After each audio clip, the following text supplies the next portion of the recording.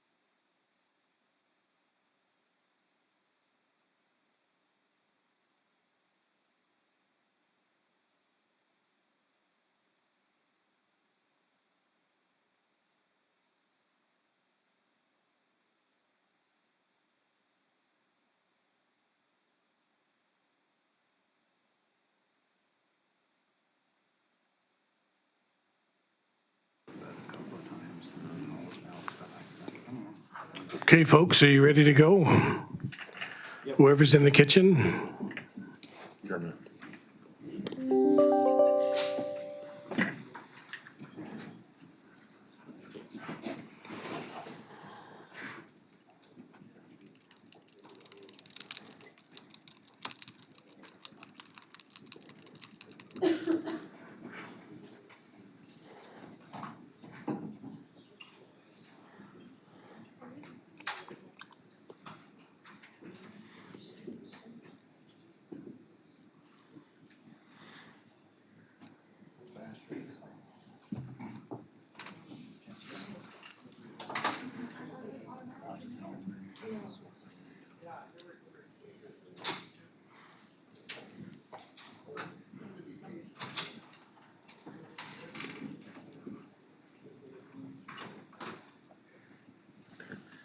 Kermit said, be patient. Kermit's what? Said, be patient. Be patient. He's got him and Ron are just getting a coffee. Slight delay, folks, I apologize. Oh, Julie's on. There you go. Just doing a mic check. Gotcha.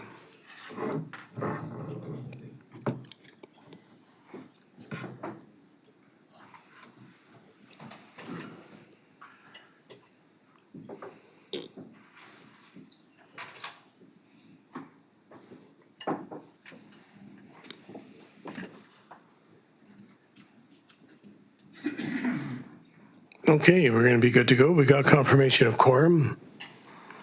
We'll call the meeting to order. We'll acknowledge that we're located on the traditional territory of the Lakota people. Adoption of agenda. Second. Thank you, Director Wally, Director Von Esch. Discussion? All in favor? Opposed? Seeing none, motion is carried. Petition delegation, Santa Parish, Executive Director of the Museum of Campbell River will make a presentation on how the museum serves the area covered by the Strathcona Regional District.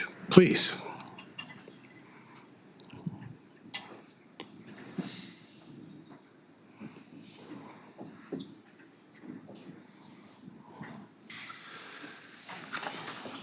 My name is Jack Turley. I'm the chair of the Society for the Museum.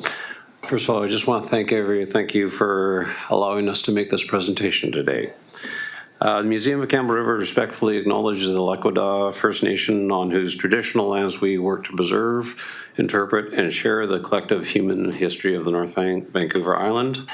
The Lakota First Nation is comprised of the Wee-Way-Kai, Wee-Way-Kum, and Quaika First Nations. Our closest neighbors are the Coast Salish, the Hamoko, Klahoose, Comox First Nations.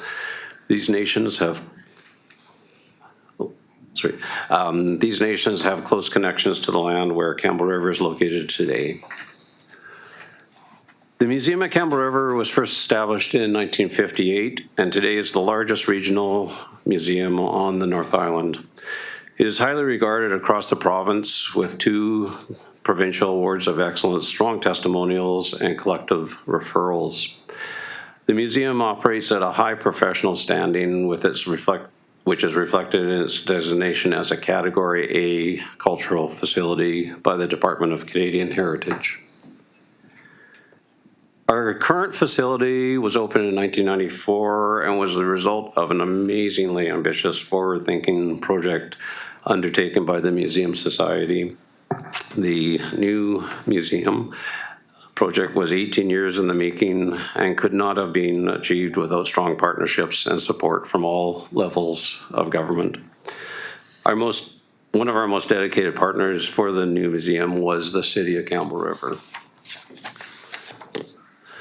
When the facility opened in 1994, the keys to the facility, which came in at $3.1 million, roughly equivalent to $6.2 million today, were handed to the city.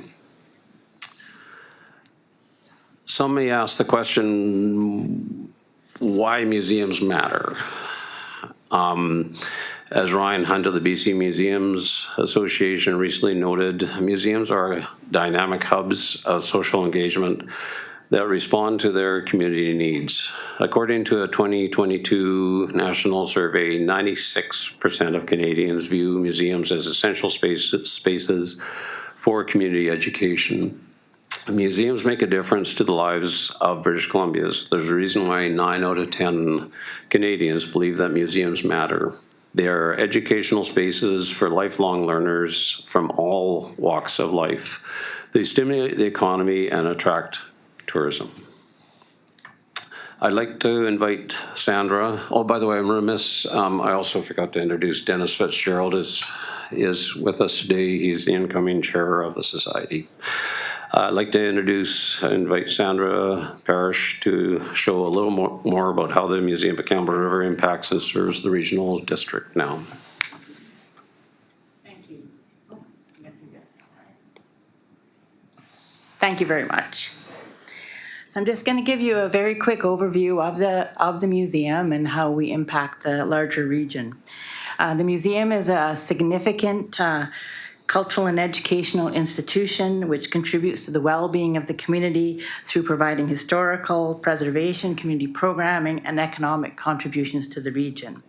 I did a very quick breakdown of our 2024 visitation numbers.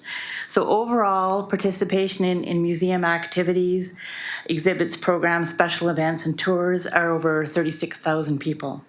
This includes over 12,000 people to the Campbell River Hydroelectric Discovery Centre, almost 4,000 youth participating in education programs and Heritage Puppet Theatre, almost 4,000 people participating in special events, and then just under 1,500 people participating in programs and guided tours.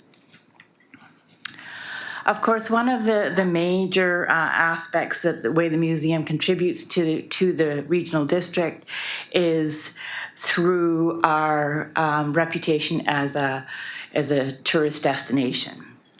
We're consistently ranked as one of the top 3 places to go in the region, and we have a very important role in that respect. There's very little available data about the economic impact of tourism in Campbell River, but I did do a little bit of research on our end.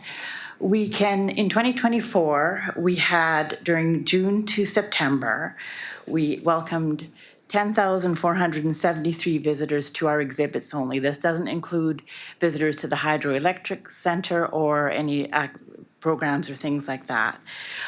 I can, from our own data, extrapolate that each visitor spent $16.92 at the museum. That's through the admission and shop sales. If we use commonly accepted tourism multiplier for cultural attractions, we know that 2 times or 3 times what a visitor spends in your cultural amenity can be extrapolated to what they spend outside the community. So if we look at just that stretch of time, it's over $540,000 that visitors to the museum spent in the community. One of the unique ways that we encourage visitors to explore beyond Campbell River is through our History on the Water boat tours. We've been doing these in partnership with Campbell River Whale Watching for several years. Last year, we offered 17 tours with 270 participants. Not only is this a chance for visitors to explore the greater regional district and some of the more remote areas, we work with local businesses on meal stops. This includes Dent Island Lodge, Blind Channel Resort, and new to us this year is Browns Bay. Then a lot of you may not realize, but we also staff the BC Hydro Campbell River Hydroelectric Discovery Center. They could have come up with a shorter name. And this has been a long-standing partnership that we've had with the museum, with the BC Hydro. They welcome over 11,000 guests per year, and our staff are very, very quick to encourage the visitors to explore Points North, explore Strathcona Park. It's been an excellent ongoing partnership that we can see as long as Hydro is doing upgrade projects in the area. Of course, the museum is an excellent spot to support education and lifelong learning, which contributes to a healthy community. Annually, we have over 2,800 school children who participate in our curriculum-based education programs. Although most of the students are directly from Campbell River, we do consistently have about 250 elementary school students that come from outside the Campbell River District, most frequently from Ocean Grove and Quadra, but we have had groups from rural areas, including Zabalas, Surge Narrows, and Gold River. We can't extrapolate how many, once they go beyond elementary school, also have educational experiences at the museum.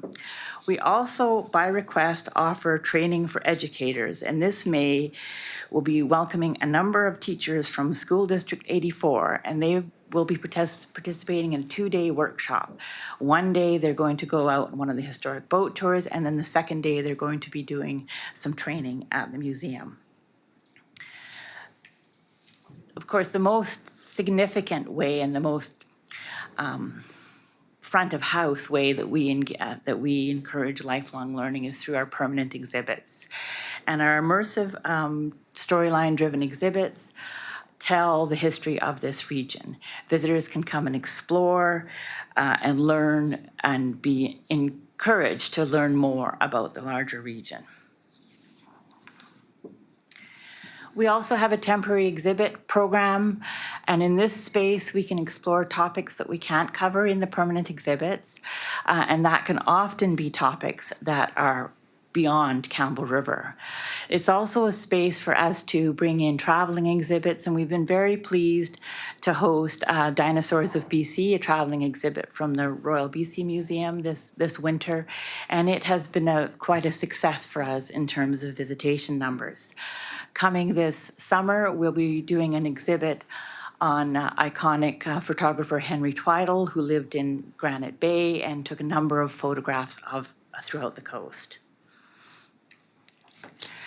We view the museum as a community gathering space, a place where we can come together to share and learn from each other. Annually, we offer a range of events, public programs, and workshops. These important activities not only provide an opportunity to learn about our shared history, but they're an opportunity for social interactions. Additionally, for those volunteers and community groups that we partner with for the events, it's an opportunity for them to feel valued and is supported. No request is too small. We have often worked with, this year with the Dino exhibit, it was the Ripple Rock and Gem Club. Coming up later in this year, it's a quilting club. We've been very receptive to whichever organization has come forth with either a program idea or an exhibit idea. Of course, behind the scenes at the museum is the significant historic collection that we house. This collection includes over 6,000 artifacts and significant pieces, such as the very prominent the Soyokazi, the double-ended wooden fish boat, the Hayes Anderson logging truck, an Empire steam donkey, which is one of the few operating steam donkeys on the coast, and of course our cultural, many First Nations cultural pieces. Our care and management of these collections are guided by the best professional standards and honors the cultural heritage they represent. This work is largely done behind the scenes and is often an overlooked service that we provide the region. Whenever possible, the museum works to support heritage initiatives throughout the Strathcona Regional District. These are just a few of the many examples. We worked with BC Parks when they were working on their plans for York Island. Many years ago, we worked in partnership with a group that was active on Cortes Island to establish the Cortes Photo Collection, which later became their museum and archives. And then more recently, we worked with you on your disaster recovery workshops. And like I said, these are just only a very few examples. One of the larger heritage initiatives that we took on at the crest of the City of Campbell River was the management of the Haig Brown Heritage House. This former BC heritage site was home of author conservationist Roderick Haig Brown, who's been since designated as a person of national historic significance. Lastly, our resources are a vital resource for heritage research and storytelling. Authors, historians, genealogists, other researchers frequently access the material in the archives. Content from these holdings have been used as resource material for books, plays, poems, and songs. You're probably all most familiar with Jeanette Taylor, our local historian author who's used the archives extensively. I have, hot off the press, brought a copy of our annual report for 2024, which I will leave for you. And lastly, I want to say thanks. Thanks to the City of Campbell River, and thanks to Area D for your grant and aid. I don't know if you have any questions about the museum, and as I said, this is just a tip of the iceberg in how we serve the larger region. Directors, any questions? Director Wally? Yes, thank you for that presentation. I understand the museum is a Campbell River asset. I'm just curious, in your financial plan, what you might have in store for capital expenditures in the future. We need new sleds for our steam donkey, is one of them. What would the cost be? We're still working on that, but we have got a fellow who's been working on getting a lot of donations. We have donated logs and things like that. So we're probably looking, I'd say, maybe about $20,000, mostly going to be the crane costs. That's one. Replacing the lights in our lighting system in our temporary exhibit space is another one. And then I think it's time that we do a refresh in some of our permanent exhibits. So those, off the top of my head, would be the three top capital expenses. Can you give me just an estimate of what the total capital might be, roughly? I think the lighting will be about 60,000. Let's say 200,000. Mm-hmm. Anyone else? Director Sinan. Yes, thank you very much. Know everyone who's involved with the museum right now, and I thank you for the work that you do. Just for everyone else's understanding, when I was 16, I was given one of my first jobs working, doing accessioning of all the material at the museum when it was located at the old art gallery site. way before Sandra's time. And then I served on the board for the 7 years I was allowed to. I think it's important, I made some notes about some of the things that you sort of cover over, but when you say you're a Category A museum, my understanding is that that's not a common designation. And if you could just maybe educate people about how special that is that we have this in the region, and maybe where else they might have Category A's in the province. Yeah, no, the Category A designation is through the Department of Canadian Heritage, and to be able to get that designation, you have to demonstrate a facility that is climate controlled and has the proper environmental and security levels. You have to demonstrate that you have professional staff. And with that designation, that allows you to care for and collect objects that are deemed of Canadian cultural property. There aren't many that have this designation, definitely a few museums of this size. I think that off the top of my head, Ootmista at Alert Bay probably has a Category A designation, and then the next one would be on the island would probably be the Provincial Museum. So it is it's not an easy designation to get, but it is an indicator of level of professionalism. Yeah, thank you. So I know you weren't saying it's the Royal BC is basically Yes. when you talk about the level of type of museum that we enjoy in the region. And from my understanding, from all those years ago doing accessioning, it isn't just artifacts from Campbell River. My understanding is your actual collection zone goes all the way into the SRD, basically territory. And how far does it go so people understand? So the collection area is actually the entire northern Vancouver Island area. And as Jack said, the museum was established in 1958, and at that point there was no other museums and organizations on the North Island. So all the inlets well beyond the Strathcona Regional District, so all the way to the tip of the island and then up all the inlets, Butte, Knight, and so on.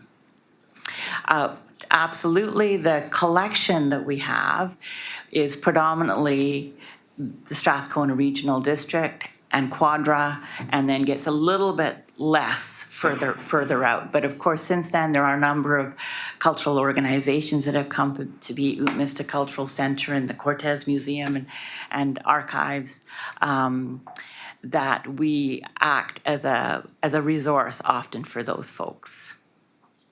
Yeah, and finally, I just want to understand, because I've gone into the archives to do work for people locally, and I've also accessed former employees to do expert reports to understand various issues with respect to racial discrimination when I was doing court cases, and was able to get a great understanding of particularly the Homolko and various groups that live in Campbell River but may face other types of challenges when interfacing with the court system. So the museum provides an absolute wealth of information from my point of view for the entire regional district and the understanding and going ahead with reconciliation. So I really appreciate that. Just the last thing, you also support the regional museums. You mentioned how you helped with Cortez, but I also recall when there was the fire at Ootmista and Alert Bay that we sent the curators up at that point to help preserve the collection.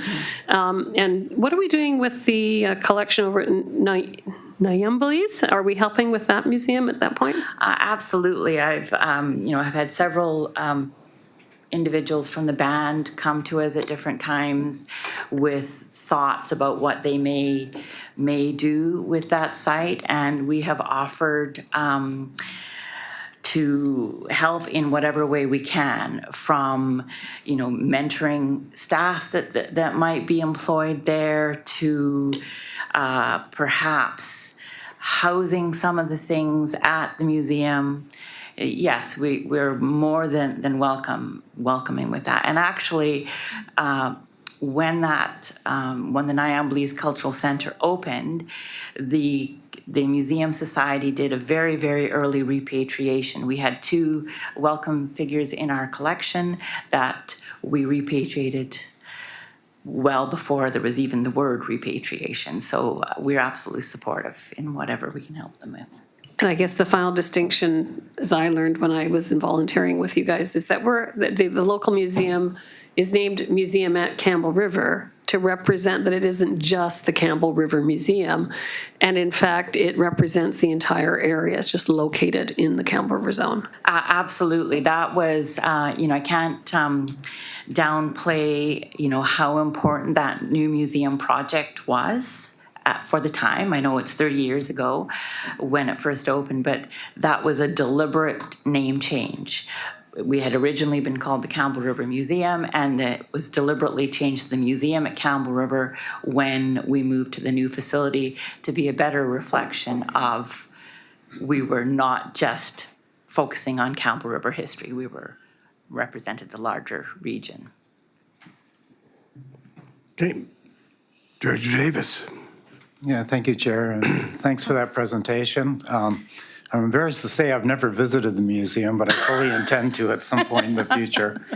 And even more embarrassed because I'm also president of the Tassos Heritage Society. Oh, no. President, yeah. We run the museum, myself and two other people Yes. in Tassos.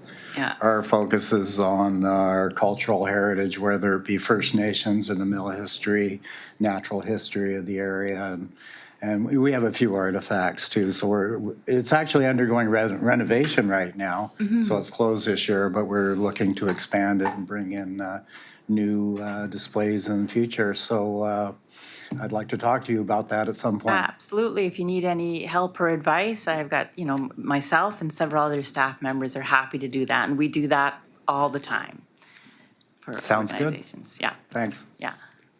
Okay. Thank you very much for your presentation and for coming out today, folks. All right, you're It welcome. was a pleasure to meet you. Okay, pleasure to meet you.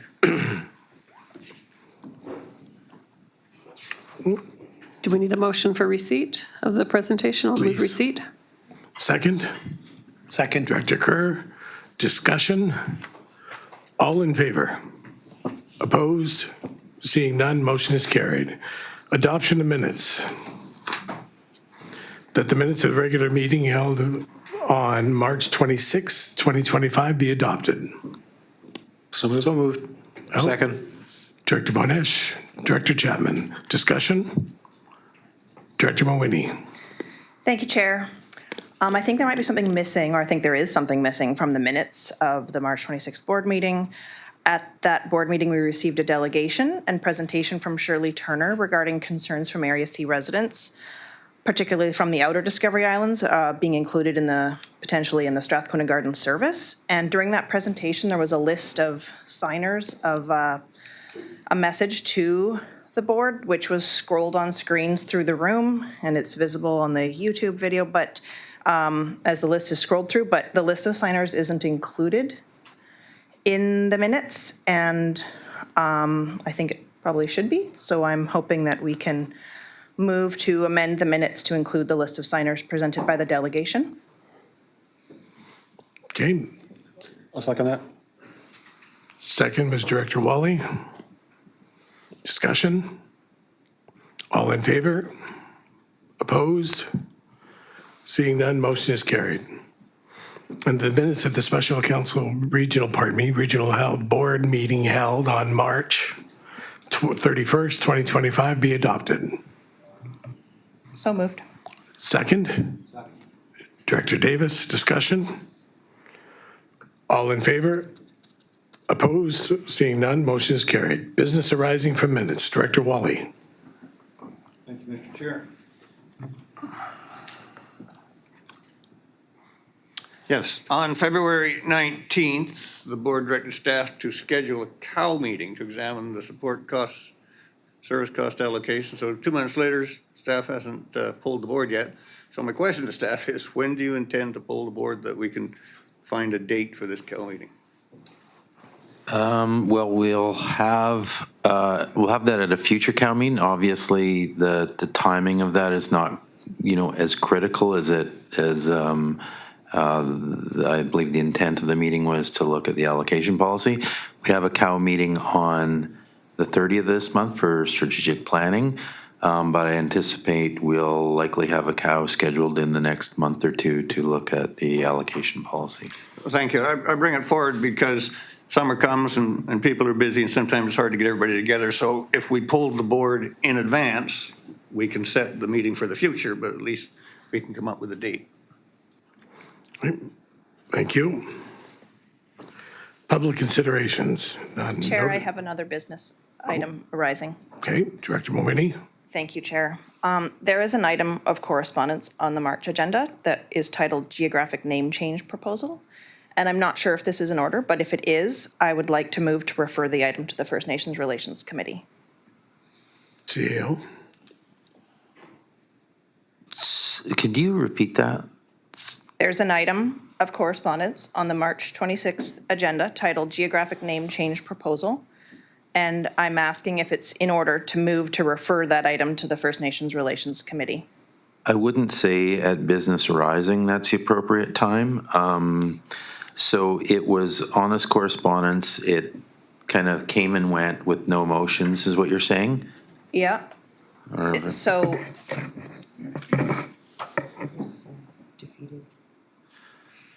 Okay, so Edith is just showing me that there's a motion that says that the board support the, I can't say the First Nation name, governance request to the BC Geographic Names Office to rename Murders Bar to Warriors.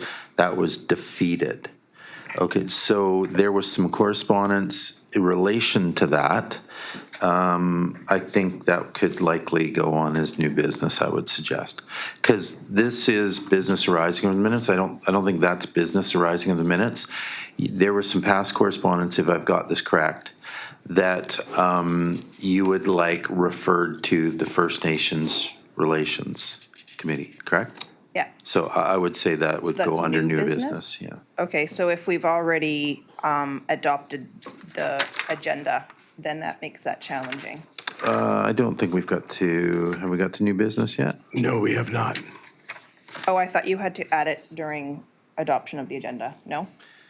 Well, the chair can accept new business at any time if he likes, so. Okay, Yeah, that's fine. We'll put that into new business. Just remind me when we get there. thank you. Welcome. Public considerations, none. Notice of motions, none. Chair's report. Everybody got a copy of the survey that was sent out to your emails? In terms of strategic planning update, Strategic planning update, only 7 have filled them out. The deadline is this Friday. It's very important that you spend 15 minutes and fill them out, please. Thank you. So calendar committee chairs report that the draft minutes of the inaugural meeting of the Strathcona Accessibility and Exclusion Advisory Committee held on March 20th, 2025 be received. So moved. Receipt. Sorry, who was first? Director Rice, and then Director Wally. Discussion. All in favor? Opposed? Seeing none, motion is carried. Councillor Sinnott. I'll make a motion that the draft minutes of the regular meeting of the Strathcona Gardens Commission held on March 26, 2025 be received. Second. Discussion. All in favor? Opposed? Seeing none, motion is carried. Director Rice. I'd like to move the motion that the draft minutes of the regular meeting of the Electoral Area D Advisory Planning Commission held on April 2nd, 2025 be received. Second. Discussion. All in favor? Opposed? Seeing none, motion is carried. Director Wally. Number 4, Electoral Area Service Committee, I move the draft minutes of the regular meeting of the Electoral Service Area Committee held on April 9, 2025 be received. Second. Director Moini, discussion? All in favor? Opposed? Seeing none, motion is carried. Director Moini.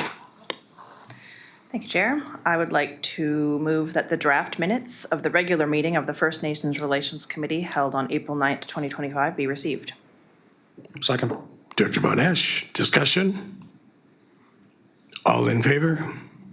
Opposed? Seeing none, motion is carried. Director Sinnott. I'll make a motion that the draft minutes of the inaugural meeting of the Municipal Service Committee held on April 9th, 2025 be received. Director Davis, discussion? All in favor? Opposed? Seeing none, motion is carried. Thank you. More staff reports. Financial statements and audit finding report, that the report from the CAO be received. Move receipt. Director Von Esch, pardon me, Director Mawhinney, second. Mr. Chair, okay, so if I may, Mr. Chair, thank you. So there's a statutory requirement that the SRD file our financial statements and audit findings report prior to what would be our next meeting. So before you, we have the financial statements, and online we have Corey Vanderhoost. He's been here several times from MMP that is going to present. Should a motion be that we receive Corey? Okay, further discussion? All in favor? Opposed? Seeing none, motion is carried. And that Corey Vanderhoof, CPA, CA, representing the audit firm of MNP LLP, be invited to make a presentation regarding the audit finding report of 2024 financial statement. So moved. Thank you. Second, Director Mawhinney, discussion? And Corey's online. So Corey, welcome. The floor is yours. Great, thank you. Hopefully you can hear me okay there. I'm going to share screen so you can see my presentation. Bear with me for a second. There we go. Thank you to the chair and the rest of the board for inviting me here to present to you today. You know, similar to prior years, I have a short presentation to go through, talk about the financial statements of the Regional District for 2024 and our audit process. Before I start, a big thank you to Mike Harmson and the finance team and staff throughout the Regional District for going through the audit process with us. It goes very smoothly. We appreciate all their effort as we go through the audit. So diving right in, you've got the draft financial statements in your package. I'll give you a high-level summary, starting with the statement of financial position, or what we used to call the balance sheet. So you can see at the end of 2024, the Regional District's cash and investments are $33.2 million. Total financial assets, so cash and receivables, total $64 million. The district's own debt, Regional District's own debt is being paid down on schedule, so $1.9 million at the end of 2024. And the accounts payable, debt, and other liabilities, as well as some deferred revenue amounts that you have to be spent in the future, total $30.7 million. So if you take the total financial assets of $64 million, subtract off the total liabilities of 30, you get what we call the net financial asset position, or a net liquid position of the Regional District, and that has improved from $31.7 million to $33.6 at the end of the year. Tangible capital assets, so those physical assets, infrastructure, systems, equipment, buildings have increased to $43.7 million. We'll see when we look at the cash flow statements how much capital spending there was in 2024. And the accumulated surplus at the end of the year has increased just over $7 million to a total of $77.4 million. Looking then to the statement of operations and the activities for the year in 2024, total revenues were very consistent, $27.3 million from year to year. Total expenses up a little bit, as you'd expect with inflation in some of your costs, from $19 million to just over $20 million. But important to note there that the total expenses are coming in under the budget, where budget had been planning for $26 million of expenses. So an annual surplus on an accounting basis of $7.2 million. Now that is, I say, an accounting basis, because we do all sorts of adjustments to deferred revenue and other items. So to unwind those adjustments and to look at your cash flow statement is more in line with how you're thinking when you go through the budget process.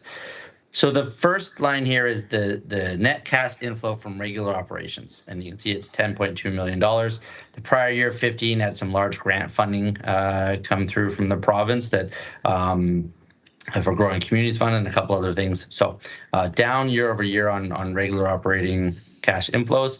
$6.7 million of capital spending, most of that being the Recreate project, as well as some other equipment and things that throughout some of the various electoral areas. Paying down the debt on schedule at $53,000 per year, and then moving cash out of the main bank accounts into investment accounts. So you can see that $10 million line to make sure you're earning a good rate of return. So there's actually a net cash outflow for the year of $6.5 million, which is primarily a lot of the capital work that went on throughout the year on the Recreate project. The accumulated surplus of $77 million, most of that is in what we call equity and tangible capital assets. So that is an accounting number. It's not a cash balance. That's the value of those assets minus the debt, and that's $41.8 million. Capital funds has a small surplus position of $122,000. There's appropriated surplus, so earmarked for future projects of 3.3.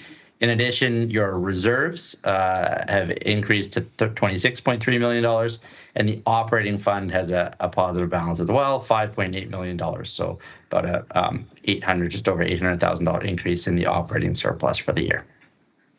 Shifting out of the numbers for our audit and audit status, we're basically fully complete. We've got the last few things in, checks and balances in the last few days.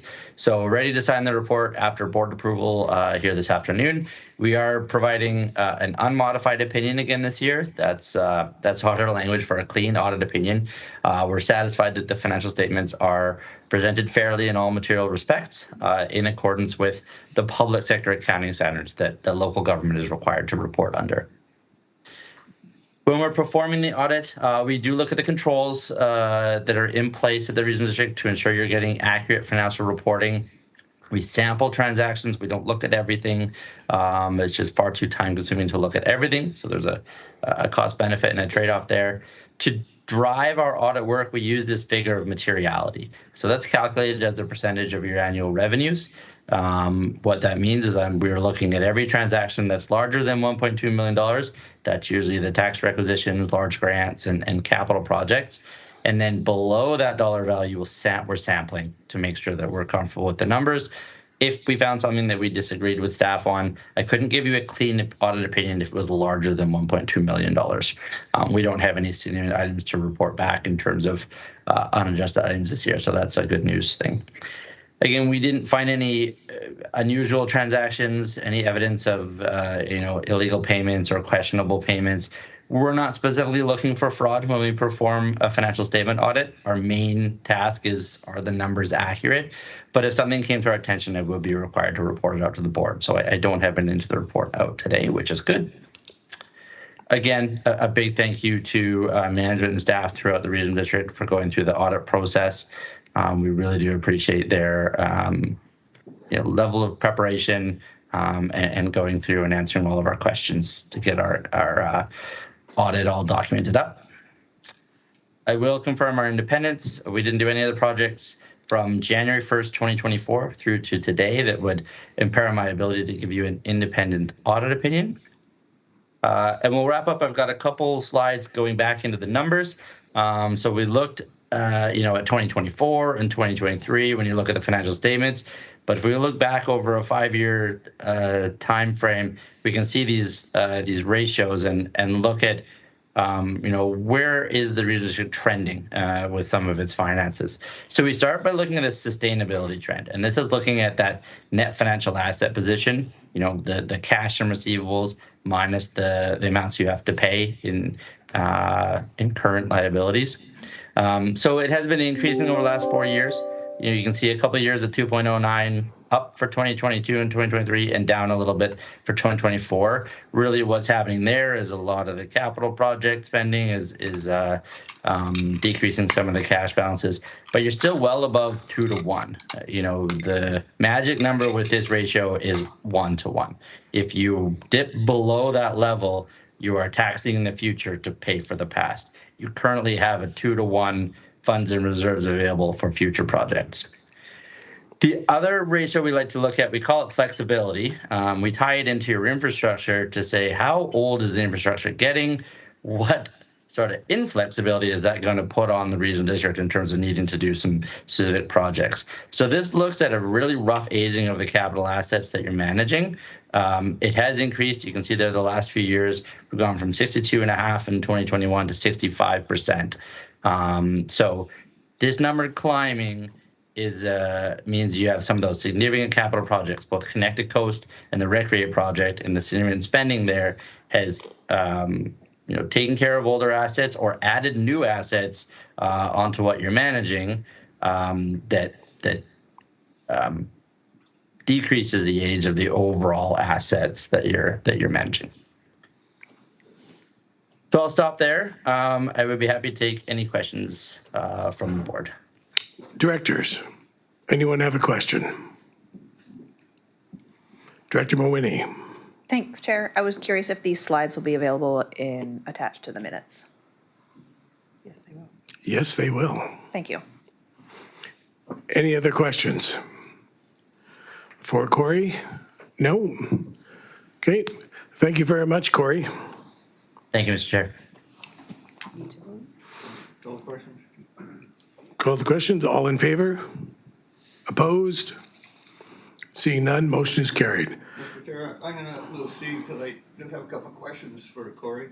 I'll move that the meeting be closed. You gotta use your mic. I move that the meeting be closed to the public to consider matters deemed to fall within the parameters of Section 91D of the Community Charter of Security of Property, and that Corey Vanderhurst of MNP LLP be authorized to attend the closed session pursuant to Section 91.2 of the Community Charter, and that all staff be excluded from the meeting chambers and further, the board reconvene in public immediately following the closed session. Do we, Director Davis? I'll give it a shot. Okay. All in favor? Opposed?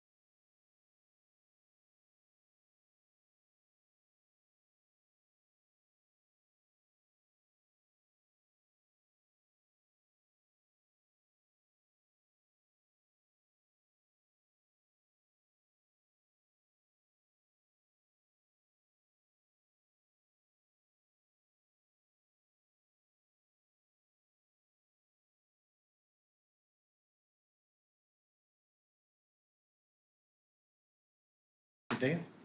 Oh, she's not here? Nope. Here he comes. There we go. Okay. I move that the Strathcona Regional District's audited consolidated financial statements for the year ending December 31, 2024 be approved. Second. Discussion? All in favor? Opposed? Seeing none, motion is carried. I'm sorry? Okay. Okay, Director Chapman, do you want to take the next one there? I do have a point of order. We've just made a motion in a closed session. I've taken the minutes. Now how do I transcribe this back to staff? Well, you got to share that with the corporate officer. Yeah. Yeah, I guess at the end of the meeting, you could share that, or you want to do that now? I think at the end of the meeting, probably. I can meet up with her afterwards. Okay. So where are we on the agenda? Number 2, Environmentally sensitive areas? that's it. I move that the report from the Chief Administrative Officer be received. Second. Discussion? All in favor? Opposed? Seeing none, motion is carried. I move that the environmentally, Director Chapman doesn't qualify? It's electoral area. Electoral areas only on B. that's for voting. No, you're making the motion. Second, you can't.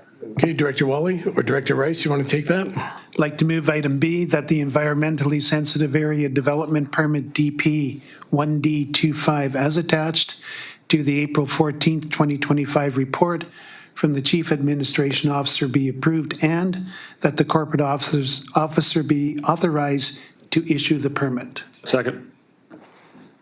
Director Wally, discussion? All in favor? Opposed? Seeing none, motion is carried. Director Rice.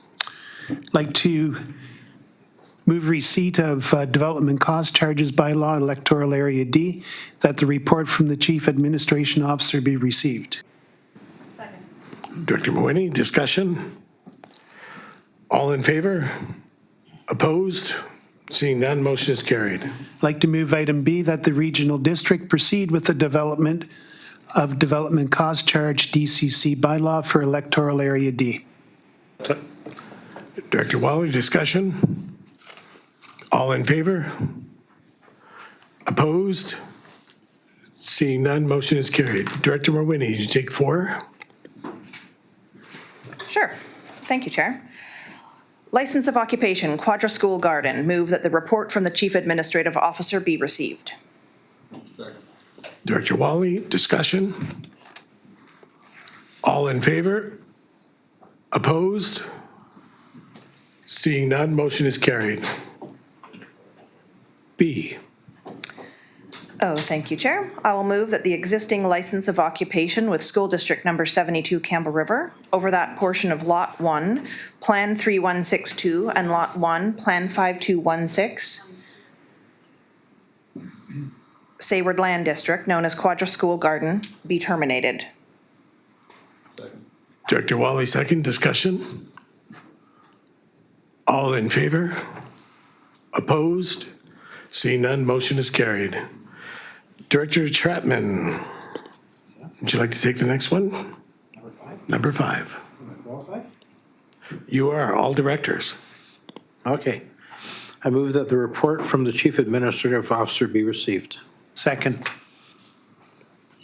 And planning staff, Mr. Chair, can speak to this?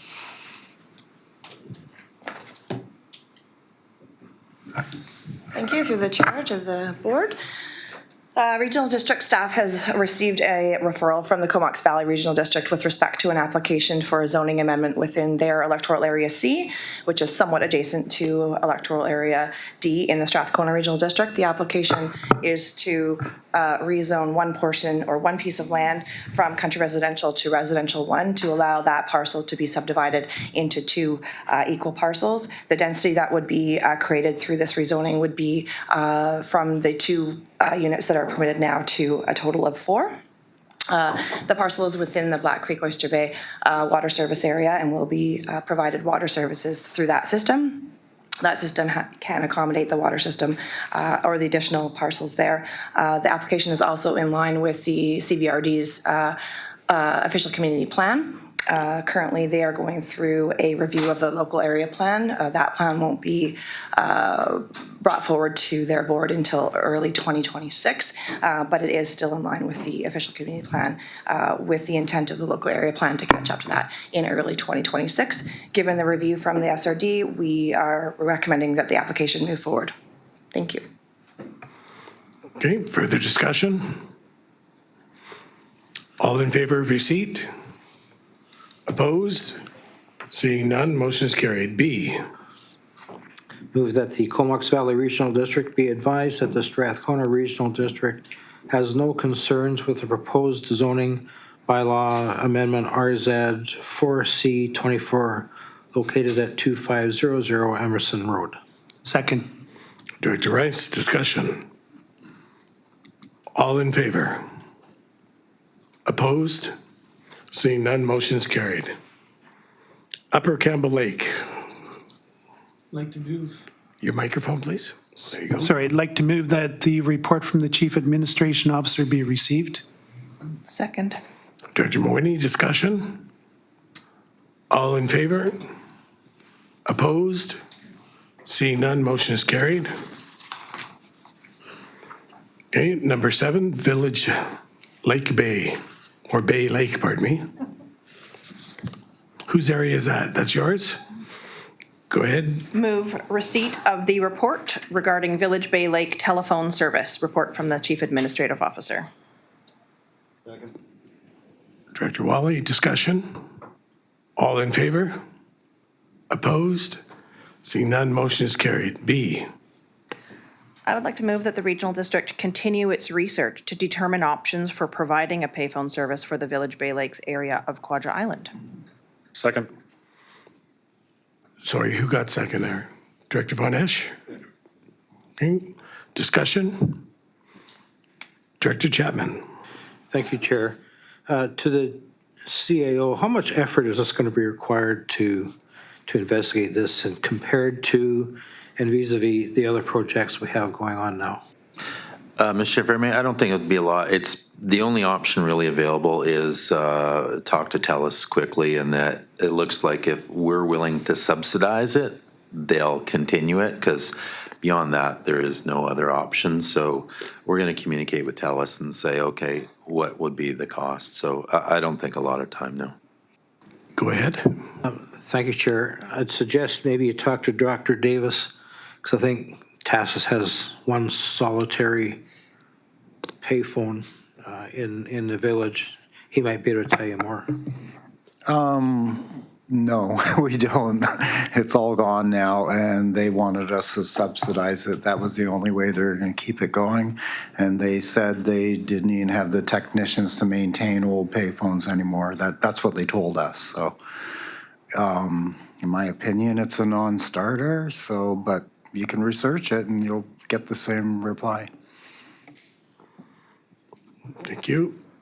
And I go was just ahead. going to say that the reason that this is really important to Quadra Island is that the area where this payphone is in adjacent to Main Lake Provincial Park. And as well, there are dozens of recreational properties there, and it's a very highly used area. And your cell phone doesn't work. It doesn't even work with a booster. And in fact, Mr. Koopman has identified that even with the technology that they carry here, the Strathcona district, when they're out there, they can't get a signal. So really having a payphone is the only way to have any communication. It's a really long drive to find cell service. So it's really important safety feature. Director Colburn. Hi, as an ongoing, safety issue, I think that these are extremely important. I think it depends. Our payphones, I'll just give you my experience, as we have 3 payphones here. One is not working. One has a sign on it that says the service will be interrupted as of June of last year. It still works. And the other one is connected to our harbor. And so I think that advocacy for this to TELUS, to any providers, it is very important, especially in areas where there is limited to no cell service. These are important life-saving emergency service connectors. And so that's just my experience. Great. Any further discussion? Director Senate? Yes, just a question to staff. Has anyone written to the regulator for TELUS, CRTC, on this issue and raised a complaint with respect to all the issues of accessibility and lack of alternate service? No. What happens is they're TELUS's phones, and they put out a notice to the community and says, hey, we're basically deleting service here. Community reaches out to local government and says, hey, can you do anything about this? So they just randomly do that. We can certainly, if the board wishes, we can write a letter in regards to it. Yeah, having been a former regulatory analyst for a telephone company, I can tell you nothing makes a telephone company move faster than an inquiry from the CRTC. Director Dahl? Following up with what Councillor Sinnott said, has there been any lobbying to try to get cell service? Like put a tower on Quadra? But it's more complicated than that. Cell service is about you have to have backhaul internet, you have to have spectrum, and you need a tower. Don't know if TELUS or anyone owns spectrum there, and don't think there's backhaul for it. So it's unlikely cell service is available there. Any further discussion? All in favor? Opposed? Seeing none, motion is carried. Director Wally, take number 8, please. Seward Valley Solid Waste Service, user fee amendment. Move that the report from the CAO be received. Second. Director Bonish? No. Davis, sorry. Discussion? All in favor? Opposed? Seeing none, motion is carried. B, please. I'd move that a bylaw to reduce the rates to be charged in 2025 for the Seward Valley Solid Waste Service be prepared for further consideration. Second. Director Von Esch, second. Discussion? All in favor? Opposed? Seeing none, motion is carried. Number 9, Cortez Island Solid Waste Service User Fee Amendment. I move that the report from the CAO be received. Director Wally, second. Discussion? All in favor? Opposed? Seeing none, motion is carried. I move that a bylaw to reduce the rates to be charged in 2025 for the Cortez Island Solid Waste Service be prepared for further consideration. Director Wally, discussion? All in favor? Opposed? Seeing none, motion is carried. Director Orwini. Quathiaski Cove Sewer System, user fee review. Move that the report from the Chief Administrative Officer be received. Second. Director Von Esch, discussion? All in favor? Opposed?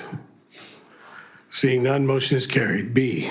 I'll move that a review of the rates charged for use of the Quathiaski Cove Sewer System be completed before finalizing the rates to be charged in 2025. Second. Second. Director Von Esch, discussion? All in favor? Opposed? Seeing none, motion is carried. Number 11, Cortez Island Wildfire Brigade. I move that the report from the CAO be received. Second. Director Mawhinney, discussion? All in favor? Opposed? Seeing none, motion is carried. I'd like to move that an amendment to the current service contract with the Cortez Island Firefighters Association be prepared for the board's consideration that would allow fire department members to be deployed as part of a Cortez Island Wildfire Brigade. Second. Director Mawhinney, discussion? Director Chapman. Thank you, Chair. The question I have, and I didn't pick up in the report, but how is one group going to serve both functions? If you have most of the crew out on a fire, a forest fire, and a regular call comes in, what mechanisms are going to be put in place to make sure they have coverage? Director Koopman will answer. Director Koopman. You just been demoted. I apologize. Through the chair, the Cortez Island Fire Chief would be best first to speak about that, as this is just a contractual relationship between the SRD and this society. We don't have insight on those operational decisions and standards of practice. Okay. Follow up?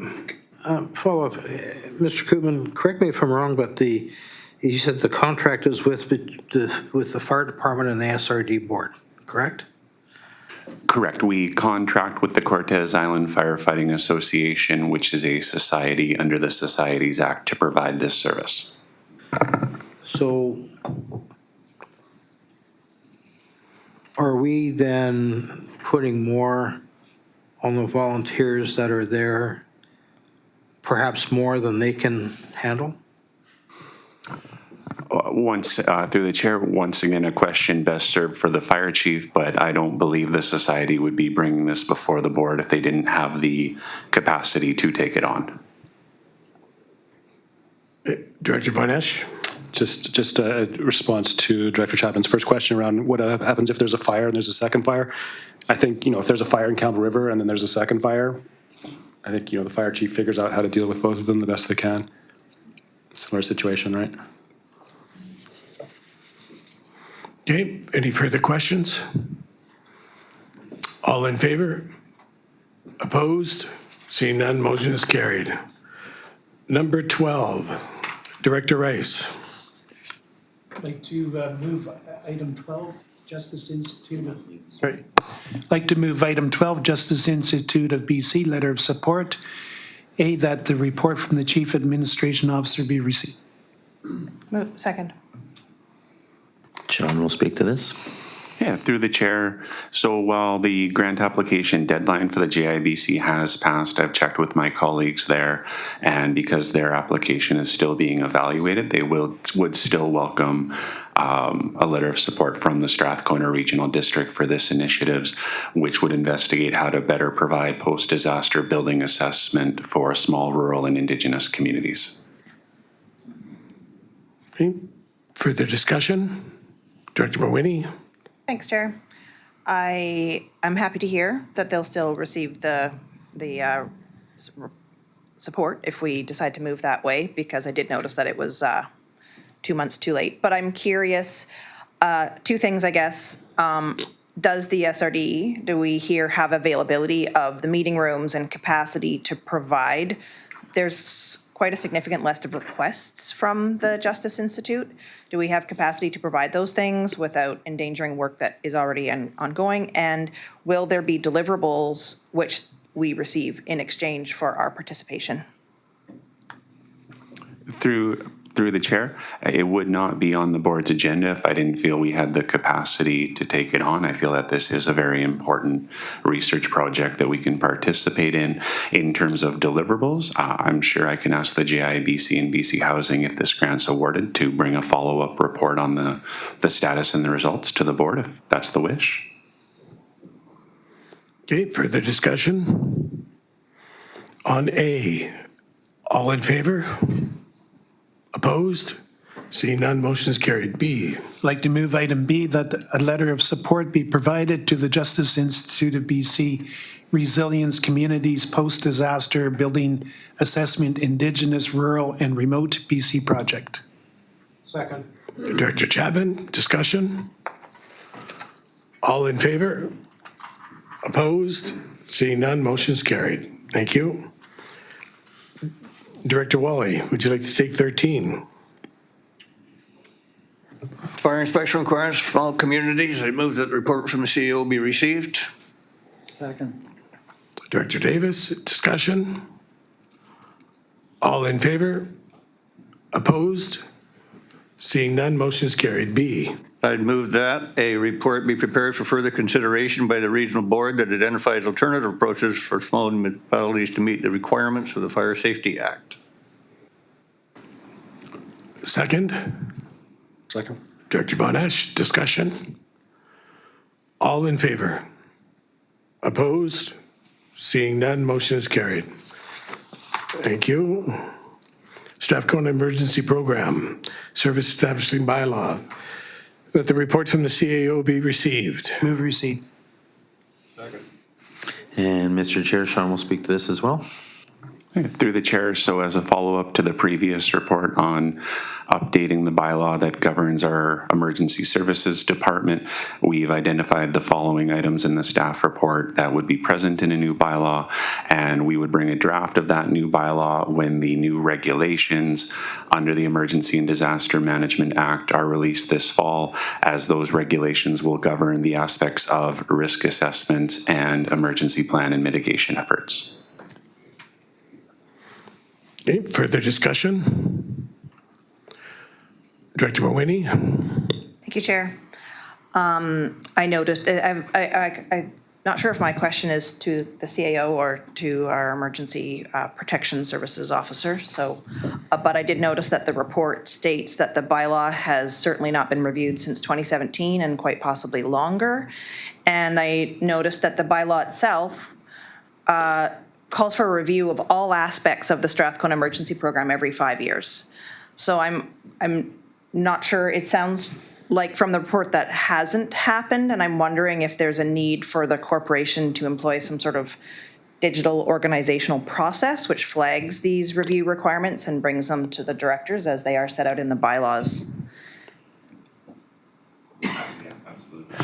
Through the chair, yes, the reason for that is in 2015, the Liberal government started updating the Emergency Program Act, and then the NDP took that back to square one when they formed government. And then we've just been hearing, time for years since 2017, the new act is coming, the new act is coming.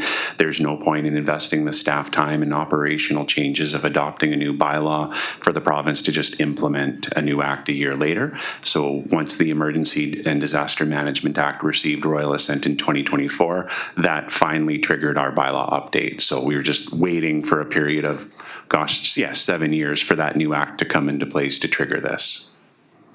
Okay, and if I may have a follow-up, Chair? Go ahead. I'm just curious, is a review of the bylaw the same thing as a review of all aspects of the Strathcona Emergency Program? Because that's what the bylaw calls for. That's a common question. I wouldn't say it's a review of the entire program every 5 years would seem overkill. Like if staff determined there was a need to amend or update it, we would certainly bring it forward.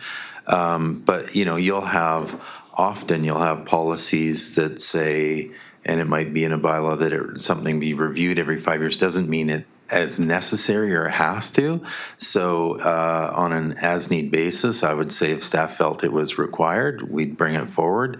If a director on the board feels that they want it brought forward, certainly you can make a motion and we can. But I think we would bring it to the board if we thought it was necessary. Okay, thank you. Further discussion? On receipt, all in favor? Opposed?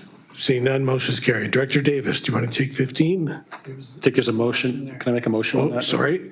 There was an option. I'd like to move option A, that a draft bylaw to amend bylaw number 2733 be prepared to address the concerns outlined in the March 21st, 2025 report from the CAO.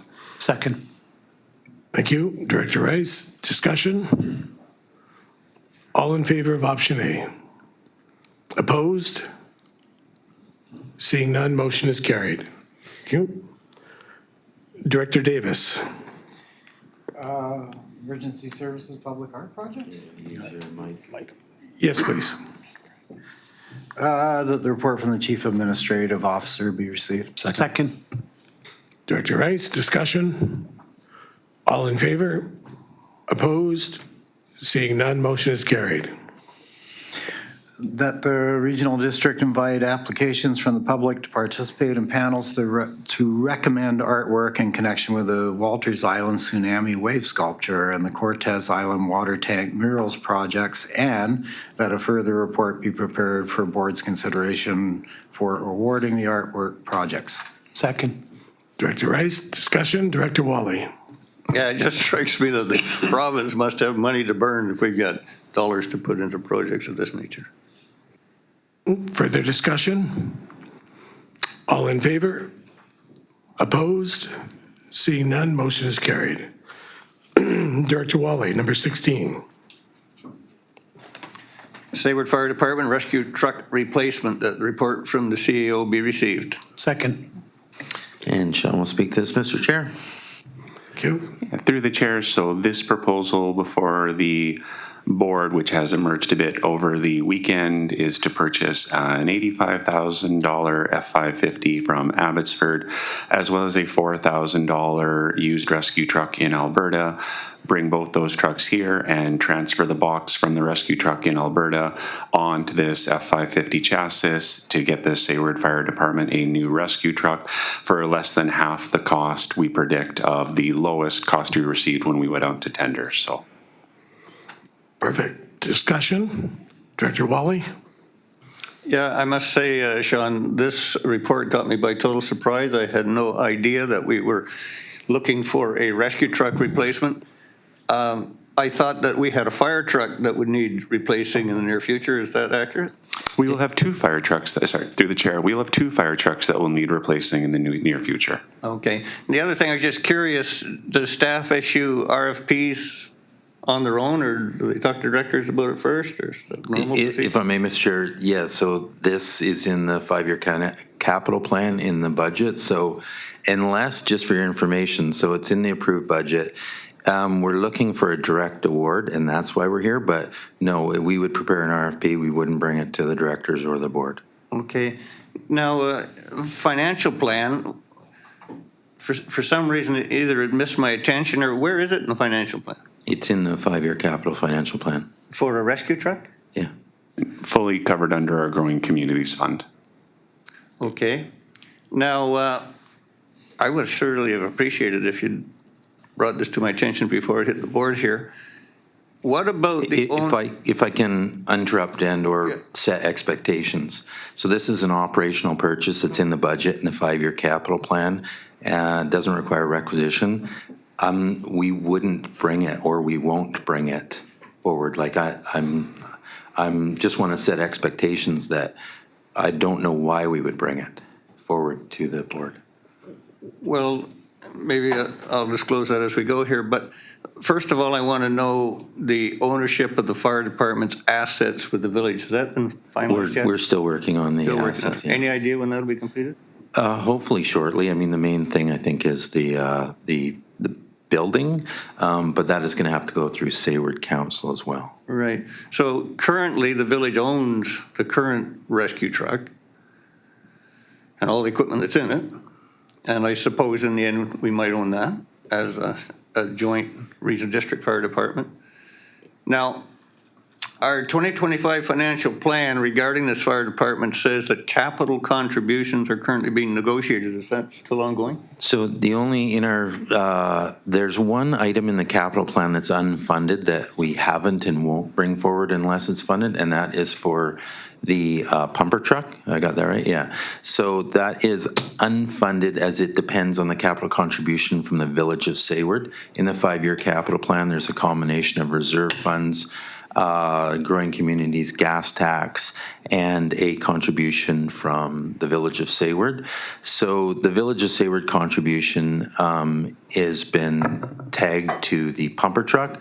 So that is technically speaking unfunded, the pumper truck, and we wouldn't bring that forward unless we have that capital agreement between the village and us. And it was about, I think it was $250,000. So this is a new pumper truck we haven't got yet? Yeah, no, and again, that's unfunded, so we have no intention of bringing that forward unless we have the funding, and a portion of that funding is going to come from the village of Sayward. Okay, now, the Search and Rescue Society, when I first took office, was separate from the fire department. And after I took office, they asked to join the fire department. We had a large public meeting in the village of Sayward about that. And we came finally to the agreement that, yes, they could join on the condition that all capital expenditures for search and rescue would be paid for by fundraising and not by the fire department. That was the agreement. I guess I'm the only one alive who is aware of that. That was the agreement. Now, the funding of this one, the report had a different deal, and the option you're suggesting now is obviously a better arrangement. So we've got 80-some thousand for the truck. We've got 4,000 for the box, 84,000. But to put it together, maybe 100,000. So exactly where's that money coming from? Is that coming from reserves? It's coming from a combination of reserves, gas tax, growing communities fund. Okay, now when you say gas tax, Yeah, you're talking about Area A's gas tax. yeah. What about the village's gas tax? The village may make a gas tax contribution in their $250,000 commitment. They just haven't ironed out how they're going to make that. Right. So in the joint service, the understanding was we put together about a $1.3 million capital plan. Of that, $250,000 was going to be funded from the village. It could come in a number of ways. One of them we identified to the village was they could do a $50,000 gas tax contribution to the service annually. They haven't determined how they're going to make that. There isn't a huge panic towards that because that contribution is going to be towards the pumper truck, and the pumper truck doesn't need to be replaced immediately. So the village is deciding how they're going to make that contribution. Right. Now, I would be comfortable with this if it was a 60-40 split, as our fire department is supposed to be run on. I'm not very comfortable on it with Area A putting in the vast amount of money. Now, how much does the fire department have in reserves currently? Off the top of my head, I don't know. But as part of the joint service, we put together a $1.3 million capital plan, which, just over 1 million was coming from Area A. Yeah. So this is coming out of that million. I understand that, but So along with a number of other things. So that is not, the capital works, how we funded it, is not on the 60-40 split. yeah, I understand that, and I agree to that. But what I had never heard of before is that we were buying a new rescue truck for a society that's supposed to fund their own. Now, one more thing here. The staff report says that over the last several years, there's been 36 outside of fire protection area responses by search and rescue. Do you have an estimate of how many hours that would total? Oh, through the chair, sorry, I have that on my computer, but not in front of me. Okay, well, suppose it was 3 hours for each response, I'm just guessing. That would be fair. Yeah, that'd be 108 hours billed to the province at $364 an hour, $39,312. Now, the reason I bring this up is because members of the fire department have complained to me privately that the village has withheld this money and put it in their own coffers instead of putting it back to the search and rescue. And this was intended to be used for replacement of search and rescue equipment. That was part of the funding that they were going to raise themselves. So can we get that money back to the village? Well, I don't think we can speak. I have no idea if the village has collected any of that money from the province in terms of if they billed them. I have no idea. I know there's a contribution in here from the society. That seems, it's in the 30-some thousand. I don't know if that's just 30,000 even, coincidence. but that's not it. But I don't know if the village, or Sean, do you know if the village made any claims for search and rescue? I have no idea. Sorry, through the chair, Okay, this year, well, I let can't me just say speak this. to that, yeah. In the future, can you promise me that that money will go to search and rescue equipment replacement? We'll go to the fire department, which is Great. the same thing. So tomorrow, today, doesn't matter, if there was a call and it was a billable call to the province, we would make that claim that that revenue would come into the fire service. Right. Through the chair, which Allocated to search and rescue. we have this year. So Yeah. unlike municipalities, we can't move money between services. The rescue truck goes out under a task number, under function 245, Sayward Fire. Any revenue received from the province on that, whether it's through wildfire, road rescue, goes right back into 245. I understand. Internally, though, we can earmark it for search and rescue equipment. Correct. All right, that's all I'm asking for. Okay. I was going to defer it, but I'll leave it the way it is. Thank you. Okay, still on receipt. All in favor? Opposed? Seeing none, motion is carried. B, Thank you, Mr. Chair. So I'll move that a contract be approved for MSA Ford sales for the purchase of 2023 Ford 550 Super Duty for cab chassis at the cost of $82,919.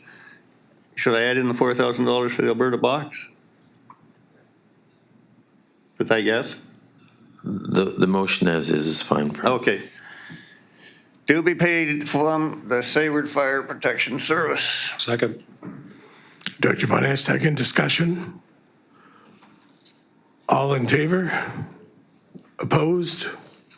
Seeing none, motion is carried. Just to explain why we didn't put the box in, again, this is a procurement policy that we have, and we're going to sole source, so that's why we came. If we just went to tender it, we wouldn't have brought it here.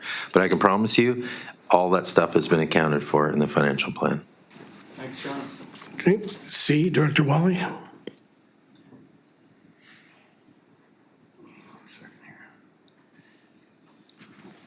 I move that a further report to clarify the services provided by the Sayward Fire Department outside of its fire protection service boundaries be prepared for the board's consideration. Second. Director Mawhinney, discussion? All in favor? Opposed? Seeing none, motion is carried.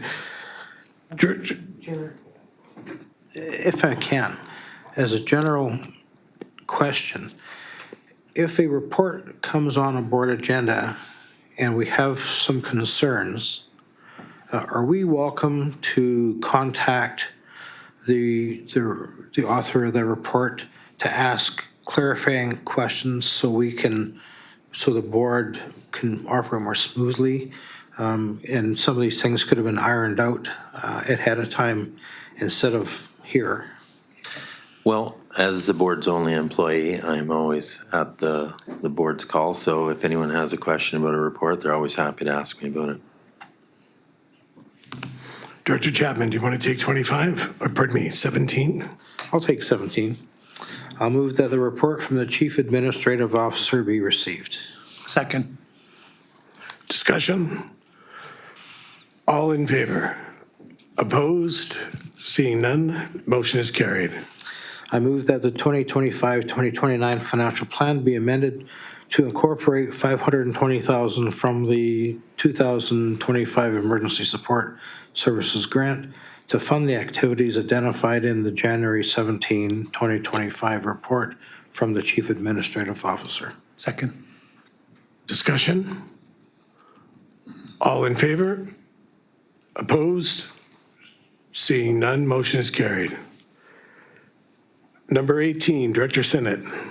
Yeah, I'll make a motion with respect to municipal participation in planning services that the report from the CEO be received. Second.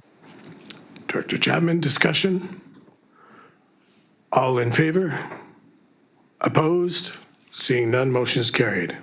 And I'll move item B, that a report be prepared for further consideration by the regional board regarding the participation by interested municipalities in the regional district's land use planning service. Second. Director Chapman, discussion? Director Wally?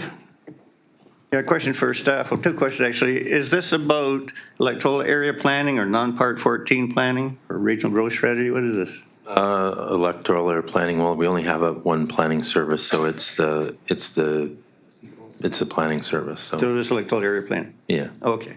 What we call electoral area planning. Okay. And then I just have a question, if I could, through the chair, Director Dahl. What benefit and purpose does Gamble River have in joining the electoral area planning service?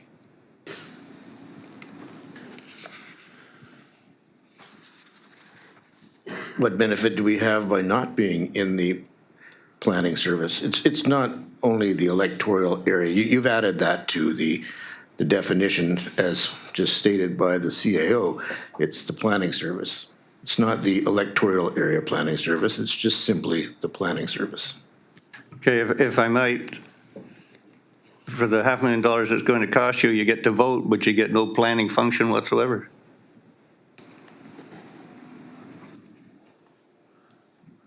I think we need to see the report. That's what we want to see.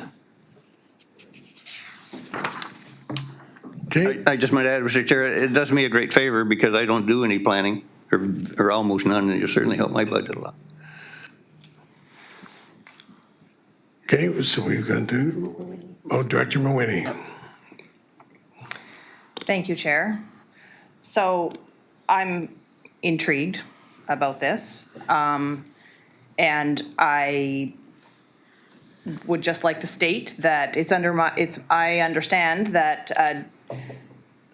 there are legislated limitations, so the municipalities cannot outsource their planning function to the regional district, but they can pay on an assessed value basis for a seat at the planning table, which would then therefore give them a vote in electoral area planning matters. And if I may, I would just say that municipalities have chafed at recent provincial legislation imposing limits on how they can or cannot operate in regards to such things as short-term rentals or public hearings. So spending Campbell River's hard-earned taxpayer dollars to fund an opinion in electoral area planning seems rather heavy-handed to me. Yeah, I guess that's my statement. Director Von Esch. Thank you, Chair. I'm just confused. Does Campbell River have a planning service? Okay. I'm just confused by why it's an issue to get a report. I'm just confused what the interest is actually. Like if Campbell River has a planning department, you're getting the planning services that the electoral areas get through this planning service right now. I'm just confused why you would pay for another planning service that you already have. It's different. It's regional planning. It wouldn't be like, desktop planning like OCPs and stuff. It's participation in a regional planning service. So, I think the report will presumably outline options and alternatives, which will help clarify for all parties involved. Okay, for last comment, Director Mawhinney. Thank you, Chair. We do also have the non-Part 14 planning, which if you look in your financial plan, the description of it says that that's where regional economic planning would occur. So I'm thinking that that may be of interest to the municipality of Campbell River and their directors here. So will the report include that option as well? The motion is, it just says the regional district's land use planning service, but we actually do have two planning services within the financial plan. yeah, as being part of or listening to discussion, I think I have a good understanding of the interest in the service. So I will outline all options. Director Dahl. I was just going to say that the report would clarify all of this, and I'll be looking forward to reading the report that is requested in the item 18. Okay, call the question. Director Von Esch. Thank you. Just responding to CEO, you said you have a clear understanding of what the interest is? Because I'm still unclear what the interest is. Okay. The interest is participating in the planning function. So there's 27 regional districts out there, and it is not unusual to have municipalities participate in planning functions. That's not unusual at all. So the request at the municipal services from the folks from Campbell River and the other members around the table was, what does it look like to participate in the planning service? Okay, we call the question. All in favor? Opposed? 3 opposed.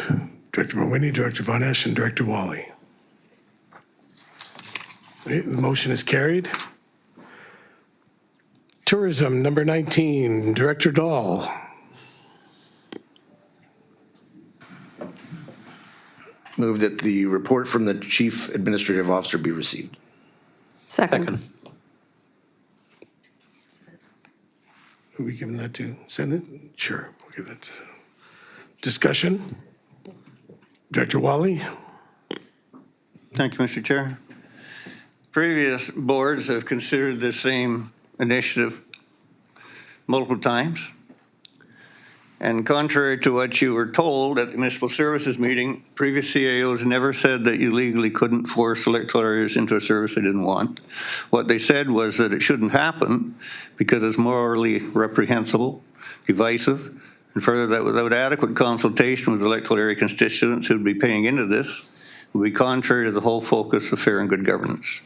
And that former CAOs were absolutely correct. Now, previous municipal directors understood that just because a service might benefit potentially municipalities, that doesn't equate to any electoral area benefit. If you take the Sayward portion of electoral area A for one example, we have 227 property taxpayers. We potentially could have a couple of private businesses that might profit from additional tourism for a very brief period in the summer. They're not likely to hire any additional staff. And therefore, the simple fact is that Area A taxpayers would be subsidizing somebody else's business venture with zero benefit to themselves. I don't even know how this makes sense. What other private business for profit venture would local government even subsidize? Businesses should pay for their own advertising. That's just basic economics. Now, I understand that Campbell River wants to market the natural assets of the rural areas for their own benefit, and they can cover a large part of their costs in doing so with their hotel tax, which electoral area A does not have. So what these kinds of regional services accomplish is to provide municipal summer students with some sort of short-term jobs at minimum wage, subsidized by electoral areas who have no direct benefit. And don't forget that if, because of these American tariffs that are likely to remain upon us, we may well enter into an economic recession, as many are predicting. And the very first industry that's going to be impacted is tourism. Tourism is a non-essential luxury for only those who can afford it. The Campbell River wants to be paid for by rural taxpayers who cannot afford it, don't need it, won't benefit from it, and don't want to be on the hook for it. If the municipalities believe tourism is some magic bullet to solve their economic woes, then I would welcome you to create a sub-regional service and see how well it works. If an electoral area could prevent Campbell River from marketing our natural resources, we would. But unfortunately, we can't, but we certainly don't want to be involved with it. Thank you. Any further discussion? Director Von Esch. Thank you, Chair. Yeah, I think, this points to kind of a fundamental tension here at the board is, part of our strategic plan is to provide good governments that recognize the diversity of our region and focuses on areas of common interest. Recognizing that we have different needs in the different areas that we have and coming together around common interest. I would just love to see, if we want to create a new service, that's great, but let's do it for the people where the common interest is there, rather than forcing places into a service that honestly doesn't need it. Cortes Island has its own tourism strategy plan. We have a big part of our economy is tourism, and we don't need a regional service to promote it. So I just in the interest of working well together, let's create services that we can opt into and decide. It just it makes sense, and so I certainly don't want to be joining the service, and we'll be voting against it. Thank you. Okay, we're going to call the question on receipt. Director Mawhinney. Thank you, Chair. So very recently, many of us here attended AVICC. Hopefully, those of you who were there were present for the Sunday morning keynote address from Parliamentarian Eli Mina. During the presentation, he kept underlining one fundamental: the process is your friend. And this agenda item and this report, I believe, substantively lacks proper process, and I am pretty disappointed by that. In November 2023, the board received a presentation from the City of Campbell River and made a motion for a report outlining historical tourism participation and financial support for tourism at a regional level. So then why then is it that a year and a half later, this short report on regional district involvement in tourism was brought to the Municipal Services Committee? I understand that proper process would be to bring a report to a committee if the request came from the committee. But in fact, that is not what happened here. And interestingly, the Electoral Area Services Committee met the same day, and the regional involvement in tourism report was not on the electoral area's agenda. The lack of proper process is highly disturbing. My constituents are already concerned with statements from our CAO about taking liberties in regards to engaging a consultant without board direction. For constituents in the electoral areas, this could appear to demonstrate a further disturbing bias. That's a point of order. That was out of order. Going after the CAO? I'm going after the process because I'm having a real problem with the careful. process. Yeah, I haven't be taken careful. liberties with the direction of the board. So to That mention. was a quote that you said at the Kelsey Center Review Committee, was taking liberties. Those are that, I'm using your own language. That was quoted back to me by my constituents. Being the CEO is not black and white. Resolutions are not black and white.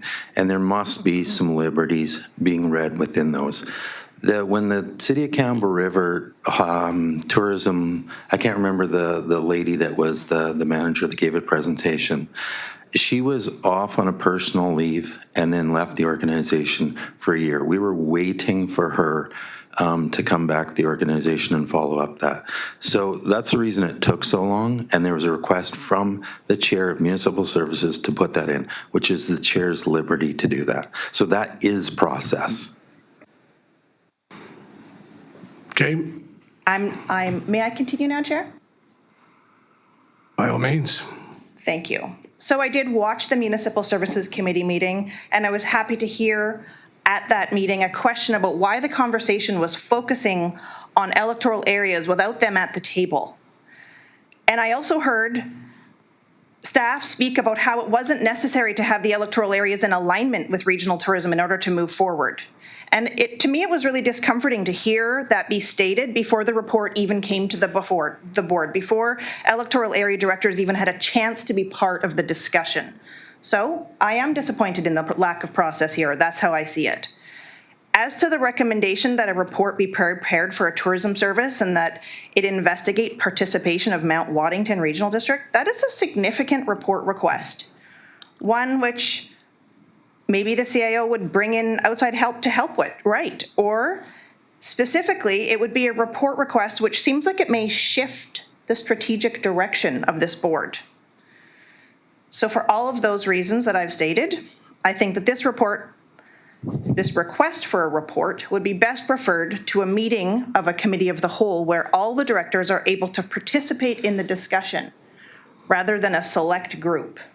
And as I believe a referral motion is always in order, I would like to move a referral of this report and this motion to a meeting of the Committee of the Whole, which occurs after the Committee of the Whole strategic planning session. We're still on receipt. I don't believe we are actually. Yeah, no, we're still on receipt. We haven't voted on receipt. Okay, well, I move referral. Second. Discussion? Director Kerr? Thank you, Chair. And I think a point of order, I think our CAO deserves an apology from Director from Area C regarding her comments about process.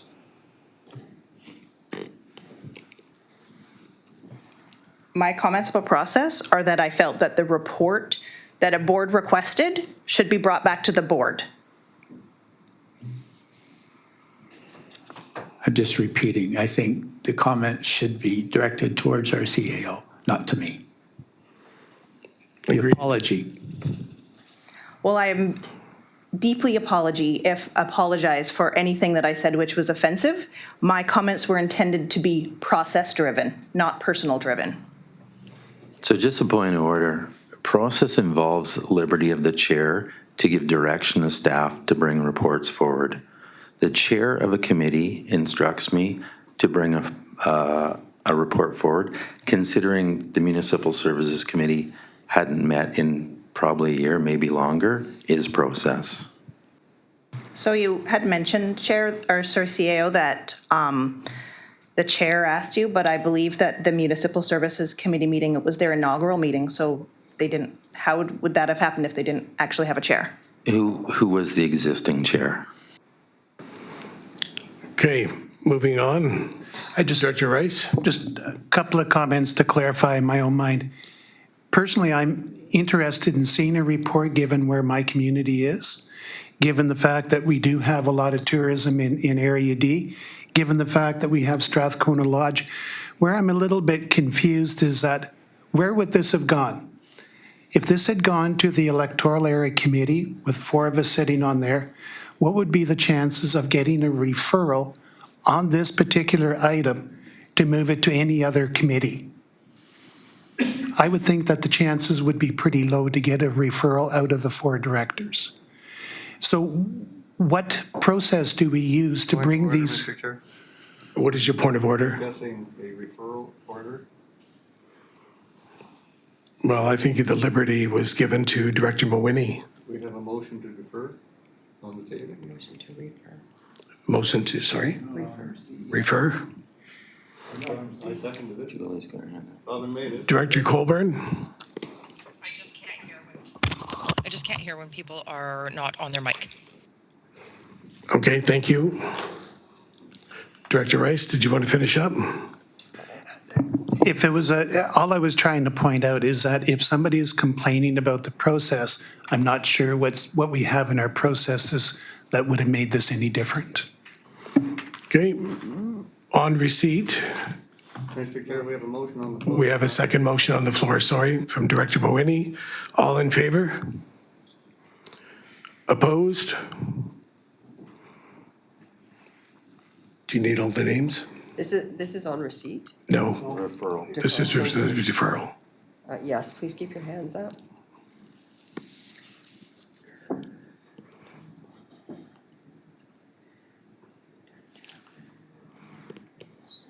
Director Lott, you're off screen. I don't know what your vote was, and you're muted.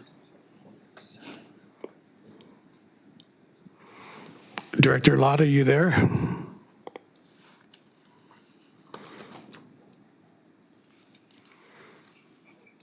How many No. do you have opposed? Eight opposed, so it's defeated.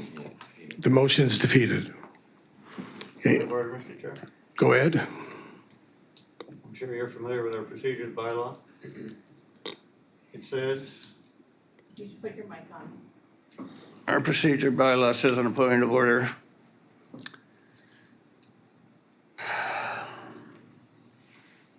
But we just voted on referral. Yeah, I'm called a point of order on.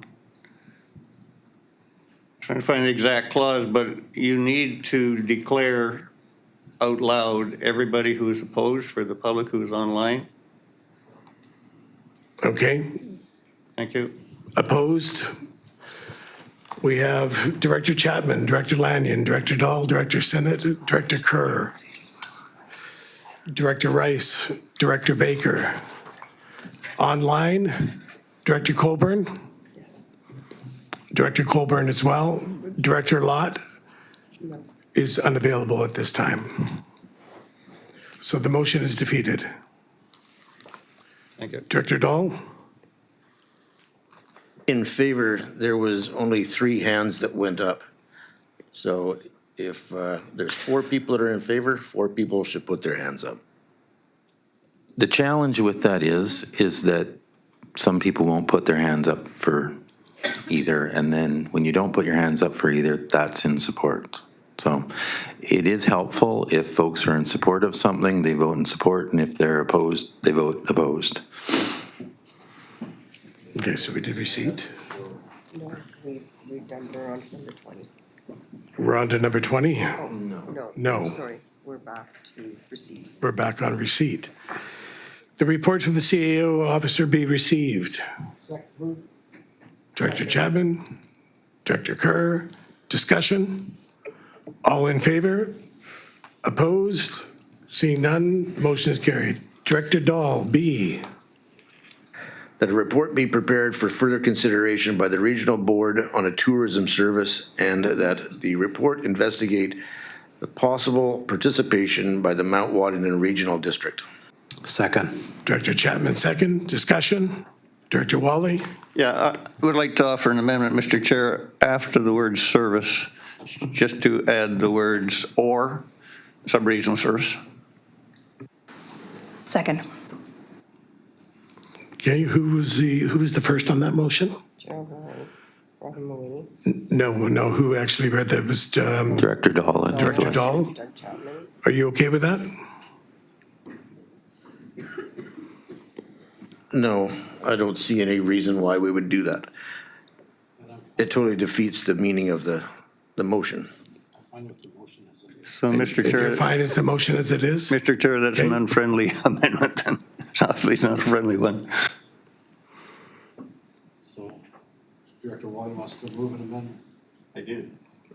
Okay, Yep, it was. Okay, just call the question. call the question. All in favor of Director Wally's amendment? All those opposed? Opposed is Director Rice, Director Kerr, Director Sinnott, Director Dahl, Director Lanyon, Director Chapman, Director Baker, Director Colburn, and Director Colburn. Online. 8 opposed. 8 opposed, the motion's defeated. back to the original motion. Back to the original motion on B. All in favor? Opposed? Director Wally's opposed, Director Von Esch is opposed, and Director Mawhinney's opposed. Motion's carried. Motion's carried. Thank you.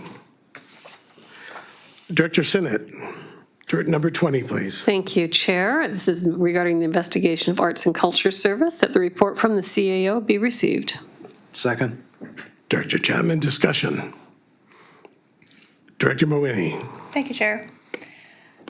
So this report and this request for a report is a really broad brush to ask for a report on.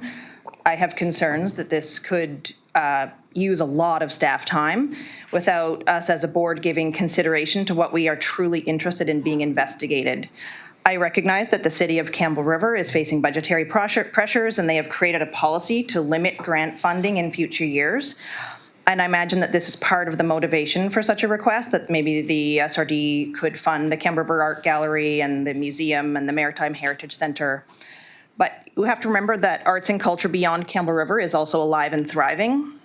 The Area C Grant and Aid funds several arts and culture groups, including the Chamber Music Festival, and there is a museum on Cortez and another in Tassus, and really the scope of this request needs to be considered unless we send staff on a quest, which in the end doesn't meet the needs of our board. So, you know, from an electoral area perspective, the number of requests for regional services on this agenda are outrageous. The service that I hear about the most from my constituents is a garbage service. And next in line would be wood chipping. So I think about getting into a regional service to support arts and culture when the basic services which are needed and in progress in my community is really challenging. I don't see how this request for a report aligns with our strategic priorities in any way. And I'm not in support of staff spending time on this at this time. If it is something that the board is considering, I think it would be best referred to a committee of the whole so we can discuss it at the strategic planning priorities. Director Chapman. Thank you, Chair. I mean, this is a report, and it's an opportunity for the board to think, wait for it, regionally. This could be a regional issue, could be. The report may flush that out and clarify that.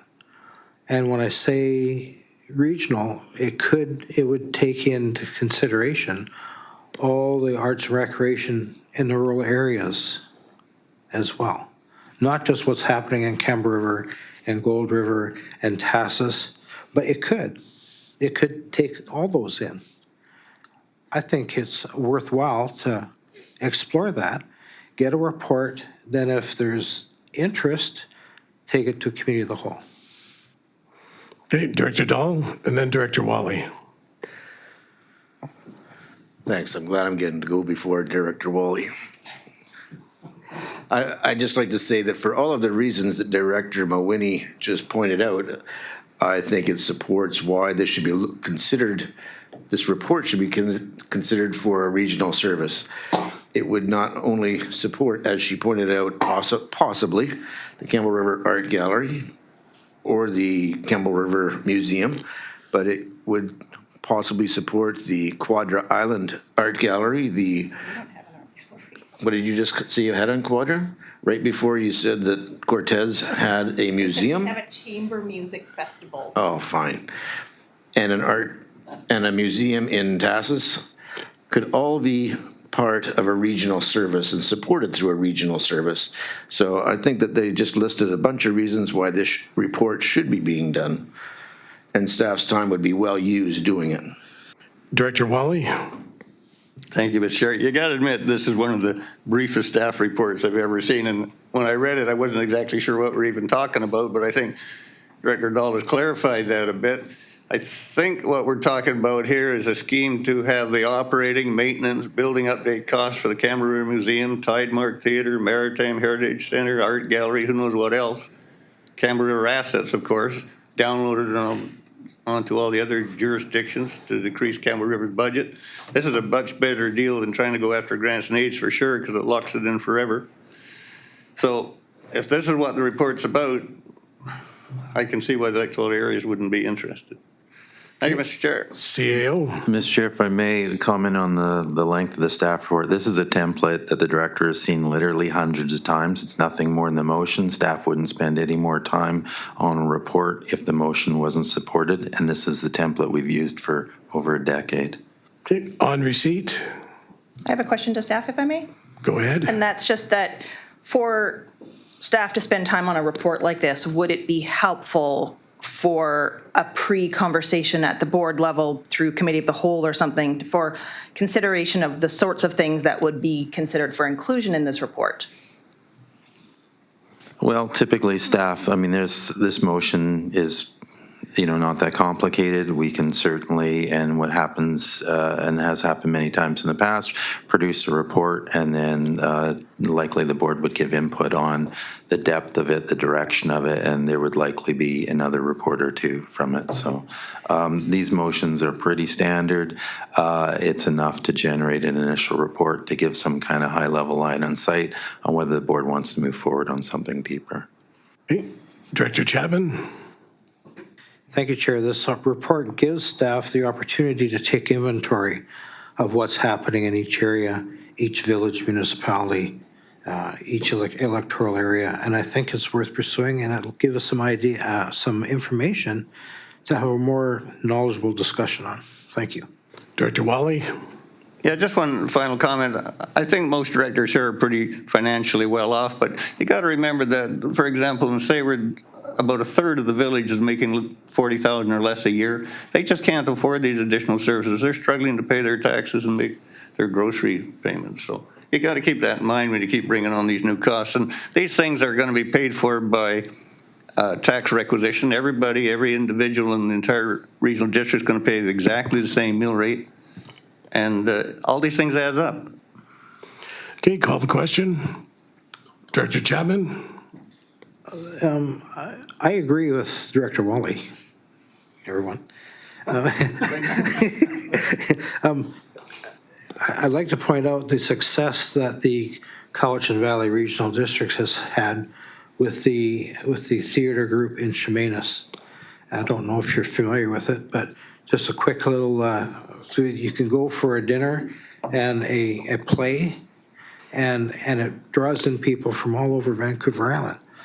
And it could be the second opportunity to take in the arts and dine and theater opportunities. If it helps generate employment in the area, we're good enough for it.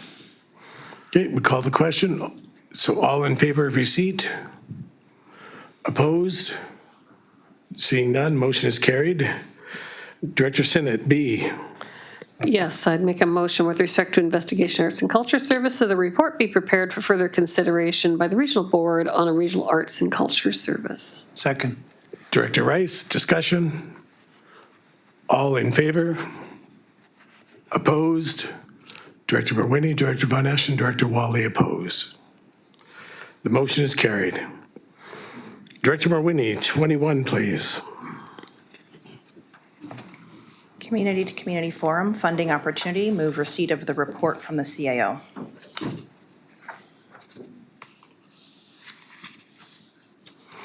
Discussion? Sorry, second. Second. I need a second. You second? Director Chapman, thank you. So Just for a little bit of background, it's a C2C applications funding that we had approved from the province. We're pivoting a bit because our first opportunity is unavailable. We've reached out to the province and said, can we pivot and use the funding for this alternative use? They've agreed, but said we need a board resolution to support this. Okay. Director Wally? Unaccustomed as I am to speaking here. Engagement with First Nations is founded on mutual respect. And First Nations believe in and practice consensus building. They will take all the time that is needed to work through a proposal by consulting with all their members in order to build consensus. This is for them a time-proven method. And by the way, I used to sit on the board for Menzies Bay for Western Forest Products, and First Nations were the chair of that board. They were the consultants and facilitators, and everything was done on consensus. Sometimes it took a while to come to an agreement, but when it was finally made, a bit of compromise in all parties, it worked extremely well. So this respect that we must have with First Nations is the exact opposite of the contact sport attitude, some of our directors. And it's well past time for us to realize that we cannot have respect for First Nations if we don't even know how to show respect for each other. Our constituents listen to these board and committee meetings, and they tell me that they're disturbed by what they perceive as bullying and disrespect among us, coupled with a total lack of consultation, especially with our rural constituents, concerning issues that greatly affect them. Now, do you think for a moment that the very First Nations that we purport to be attempting to reconcile with are not acutely aware of this, aware of how our board often operates?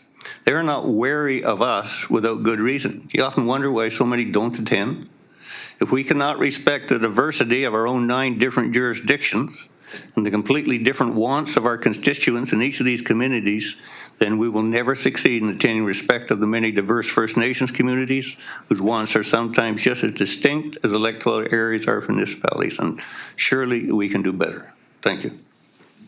Okay, call the question on receipt. All in favor? You had a question on receipt, or can it wait till B? Oh, well, it was a verb. Just, can I ask my question? Go ahead. It was a question for staff, that the C2C forum is specifically to build relationships between the Strathcona Regional District and the Legal Talk Nations in regards to an art installation for the Strathcona Gardens project. So as such, do you anticipate that the SRD participants in this C2C forum would be representatives from staff, the City of Campbell River and Area D, as the participants in the garden service, or would all directors be included? I'm not sure about participation, certainly with the nations, and the nations are supportive of the participation, and the program is supportive of what we're going to use the funding for.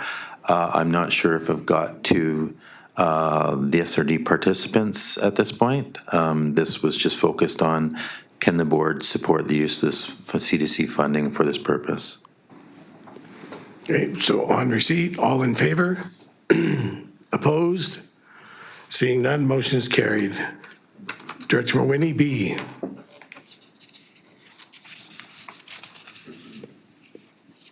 That the regional district proceed with the approved in principle 2024-2025 Community to Community Forum Grant from the Union of BC Municipalities to support relationship building activities with the Lekwaltak Nations in connection with the Recreate Art Installation Project, and that the regional district commit to the overall management of the funding and coordination of related activities if the grant is confirmed. Okay, do I have a second? Second. Director Rice, discussion? All in favor? Opposed? Seeing none, motion is carried. Rules governing the reconsideration motion, report from the CAO be received. Second. Thank you. Discussion? Director Wally? So This problem arises when a director is perhaps distracted for a few moments and doesn't quite recognize which motion is being voted on, and therefore ends up voting the opposite of what he intended to, and that is he doesn't raise his hand when he should have and he misses the opportunity. The ability to change his vote by a reconsideration motion is the only fair and respectful way to rectify this injustice. However, I perceive that it would be seen as an obstacle to anyone whose sole purpose at the board table was to get their own way, even if it was contrary to the will of the board. Now, concerning a director not fully realizing which motion is on the floor, in the past, this never used to be a problem at our board because every month we had a COW meeting. And that was before the board meeting, and we discussed every item on the upcoming board agenda. And I guess if there's some directors here that feel a director shouldn't have the opportunity to correct their missed opportunity to raise their hand, then maybe we should go back to the COW meetings. After the COW meeting, everybody knew exactly where everything stood, and here it was just a slam dunk. We abandoned that practice because previous boards exercised a much greater respect for each director, regardless of how they chose to vote, and the COW meetings became redundant. It was just the same old thing over again. Now, everybody knows that this item is on the agenda today only because some are angry that they were prevented from accessing electoral areas gas tax funding through a motion to reconsider, where they lacked one member to vote against reconsideration and thereby deny another director the opportunity to vote as he had originally intended. I find this extremely disrespectful to that director and to the board as a whole. Surely everybody here understands that it was the will of this board to have the electoral areas retain their gas tax funding. And we would never have had a reconsideration motion if one director had to realize what the vote was concerned. I find any attitude or manipulation to thwart what was the clear will of the board in this matter reprehensible. Furthermore, the only other time during this current term of office that I recall a motion to consider was made at the same meeting as the original motion was at the board meeting of November 22, 2023, concerned a request for financial assistance for the Cortez Island Academy Society. That motion to reconsider was made by Director Sinnott, was seconded by Director Chapman. Of course, nobody was opposed to Campbell River making an immediate motion to reconsider. They only object when other directors do it. So I think that to leave the bylaw exactly as it is, it's only been used twice in the last 2.5 years. It solves the problem when somebody just doesn't quite understand what's going on or misses it for some distraction. Doesn't do any damage. Thank you, Mr. Chair. Director Dahl. I think that's a gross misrepresentation of what actually happened.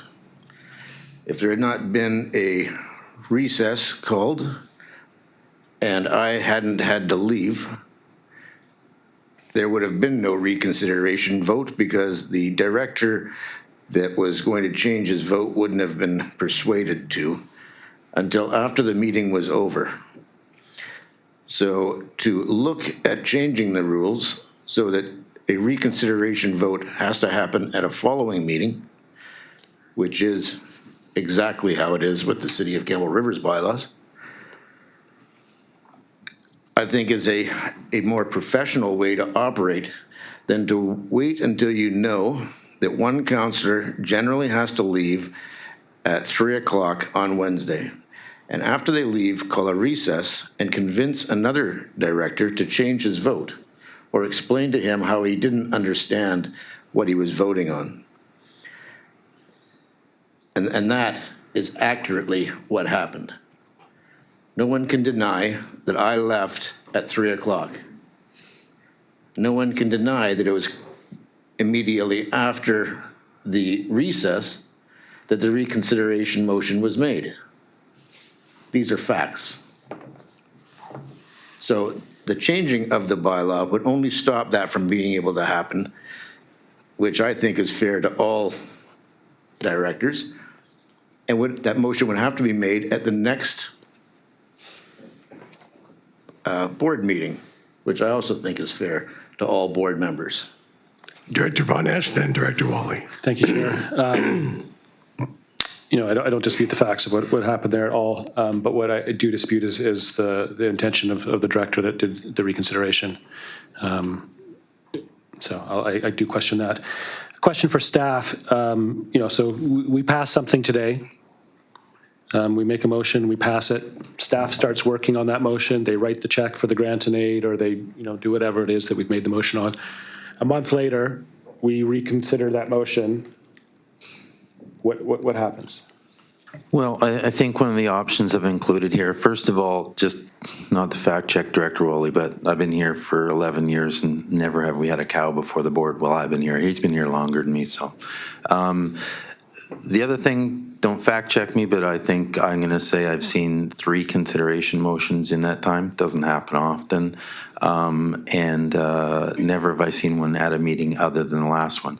So in your scenario there, it's a good point, and I think one of the options I've included that it would have to happen at the next meeting to try and catch something before, I don't know, too much damage is done, if you will. Because if you gave leverage, let's say of 3 or 6 months, 99 or 100% of the work can be done, and then somebody says, hey, I'd like to consider that, and you're already pregnant, if you will. So I think one of the options here is that it limits it to the next meeting and nothing beyond, because, it gets into dangerous territory. You go too far down the road, the work's done. So what would happen if the work was, so would that, one of the complaints I hear about, government from people is like, you're inefficient, you spend too much money, and it takes too long. So would this slow down the process of things that we're trying to do? Well, let me just answer it by saying this. I've personally attended hundreds of meetings, and it's happened 3 times. So would it slow down government? I mean, a reconsideration just does not happen often. So in hundreds and hundreds of meetings, I don't think it's a factor. Director Woolley first, then Director Chapman. Yeah, I just have to set the record straight. Director Dahl, you're wrong. The director in question here had already spoken to me before the meeting ever started, assured me how he was going to vote, and he just didn't understand. If you recall, he didn't even have his laptop with him or his electronic device. He's trying to figure it out in his little phone. He just missed it. So he didn't change his mind. I didn't ask him to change his mind. What I did ask him is, why didn't you raise your hand? And he said, I didn't understand. That's the truth of it. And the fact that you weren't here doesn't make any difference, because you wouldn't have had to been here if the original vote had been voted the way that the gentleman intended to in the first place. It would have passed and it would have been done. So your absence doesn't have nothing to do with it. I hate to throw, if I may, sorry, Mr. Chair, I hate to throw a wrench into this, but I don't know if anyone picked up on it, but a reconsideration motion also needs 2/3 majority. That was my mistake. So we didn't actually have 2/3 majority on that through the procedures bylaw. So that is on myself in that reconsideration motion, even with Director Dahl going, should have failed. Okay, Director Chapman first. Director Von Esch asks a really good question. And if there's a motion out there that board directors want to reconsider, then let the staff people know that they want to bring back a reconsideration motion. In that event, the staff would not action the resolution. Basically, once a resolution has been acted upon and worked on, then it's no longer eligible for reconsideration. So,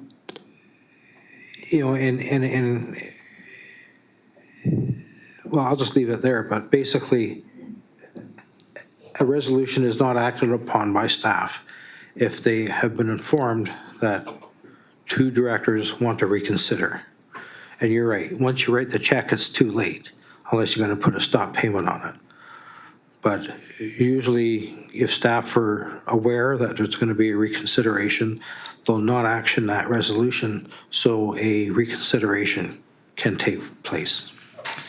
So maybe if I may, Mr. Chair, I might be out of order, but maybe I'll offer a humble middle ground here.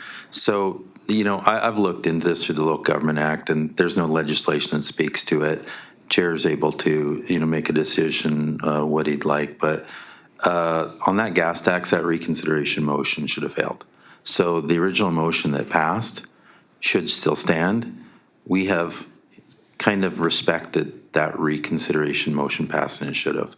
So in light of that, we're trying to introduce something that wouldn't allow that. Again, that you can see that there can, I'm not saying there can be opportunity, again, as you lose people at the table for people to do a head count. So I think options included in the report to look at amending that reconsideration motion, that may be a happy medium between what we have here, because again, we're kind of awkwardly stuck with we passed something and we shouldn't have passed.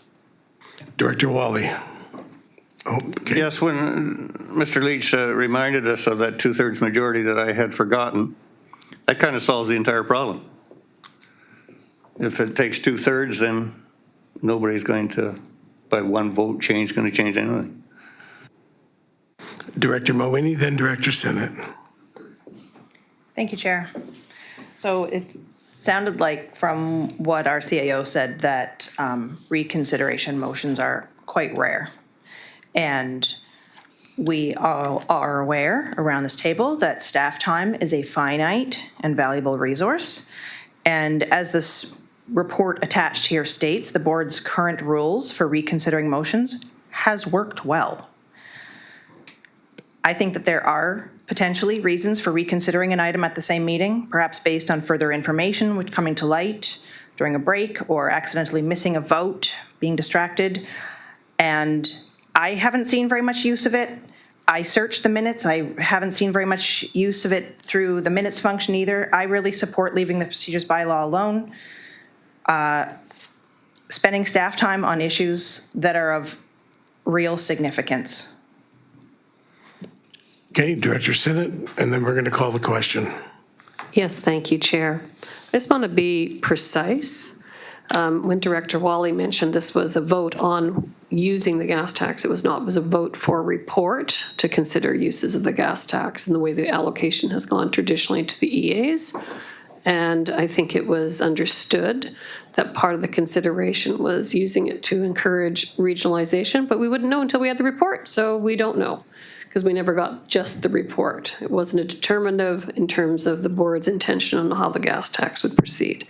And I would just say the actual error by the CAO and perhaps by Mr. Yates in not being completely aware of all the details of the reconsideration rules in the 2/3, which I was pleased to see, was a function of the urgency and the quickness that happened. It'll happen again. Our memories will fade. It's a rare procedure, and that is why adding an extra time is a reasonable thing to do, so these errors are prevented and staff have a great chance to figure out what's going to go on the next agenda and the procedures and the rules that apply. Okay. Do you have a question? Sorry, okay. Director Chapman? Yeah, I think staff should be absolved of any responsibility for that, for the reasons Director Sinnott has announced. When you rush through these things, errors can happen. So we need to make sure that we, do things timely, but not in a rushed way. Okay, call the question. Do we have a motion on A or B? No, we already did receipt, did we not? Oh, I apologize. On receipt, all in favor?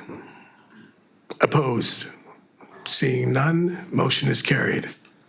A or B? I'll move option A, that no changes be made at this time to the board's rules governing reconsideration motions. Do I have a second? No second. Director Wally, discussion? All in favor of option A? All in favor? Opposed? Director Colburn, I can't see you. So opposed is Director Rice, Director Kerr, You're muted, Julie. Director Sinnott, Director Dahl, Director Lanyon, Director Chapman, and Chair Baker. Oh, there, she's opposed. Oh, there you are. You're muted Thank you. there, Julie. It's defeated. It's defeated. 8 opposed. I'll make a motion that we proceed with option B. Discussion? All in favor? Opposed?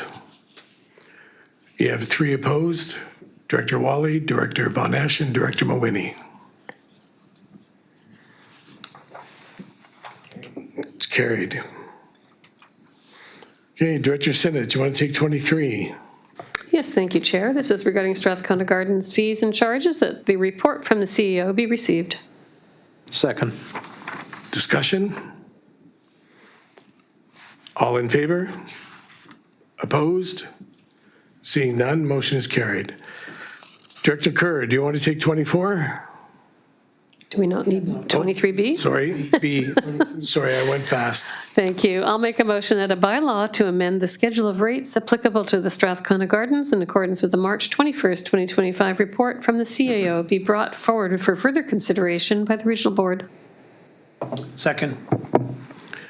Discussion? All in favor? Opposed?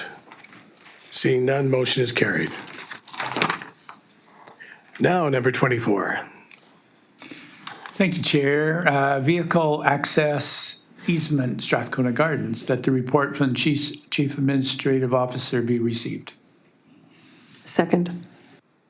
Director Sinnott, discussion? All in favor? Opposed? Seeing none, motion is carried. B.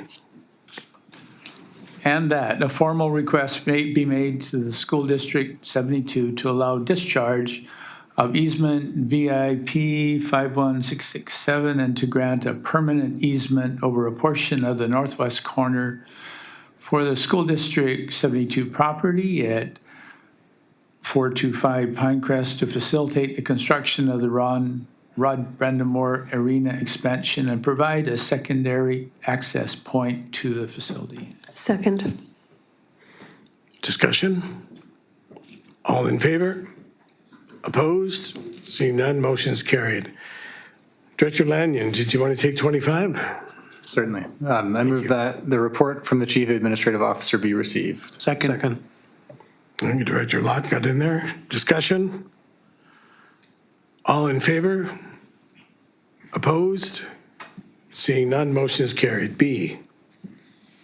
I move that the draft policy attached to the April 8th, 2025 report from the CAO regarding the wearing of helmets be approved for use at the Strathcona Gardens Recreation Facility. Second. Director Sinnott, discussion? All in favor? Opposed? Seeing none, motion is carried. Director Dahl, do you want to take 26?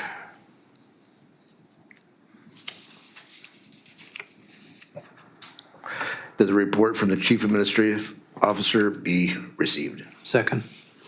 Director Chapman, discussion? All in favor? Opposed? Seeing none, motion is carried. B. That a letter be sent to the BC and federal governments supporting the BC aquaculture sector. Second. Discussion?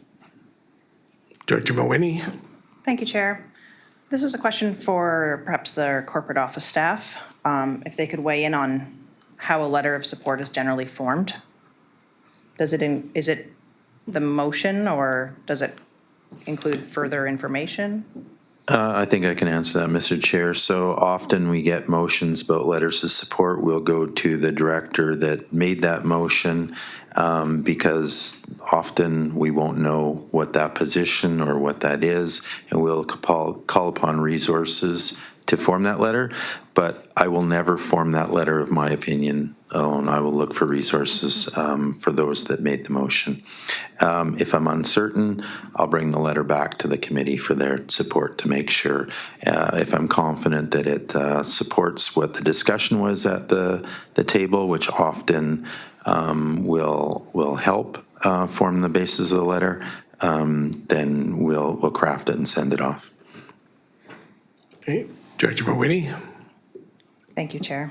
Well, I think that's really important because the motion is that the board is going to support a letter around support for the BC aquaculture sector. The BC aquaculture sector is really broad, and it's much broader than ocean pens full of Atlantic salmon. It's, you know, hundreds of small and larger farms that are growing shellfish, scallops, clams, mussels, oysters, and there's a growing seaweed mariculture industry as well.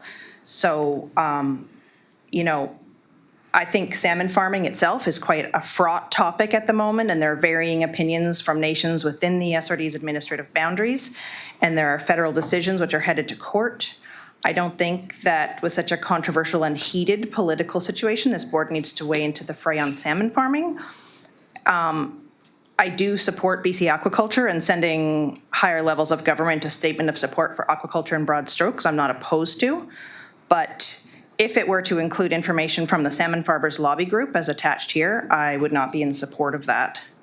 So I guess I'm comfortable with it if the letter is going to state the board supports BC aquaculture sector. But Well, if I can, yeah. So I'm grateful you said that, because often motions come at the result of or the conclusion of a presentation from industry. And I think it stands to reason that the motions are made and passed because they supported information that was in the presentation, and we will often take information out of that. So this one is fairly broad. I will likely bring it back to the Natural Resources Committee and say, is this direction? Because this the basis of what this would, because I was there and listened to the presentation, I think the intent came out of the presentation and the information that was within that. Hey, Director I may Von have a Esch, follow-up, Chair? go ahead. Thank you. Well, I think it's really important to keep in mind that the BC Salmon Farmers is an industry organization which engages in lobbying efforts at the federal and provincial, and as is seen here, local government levels.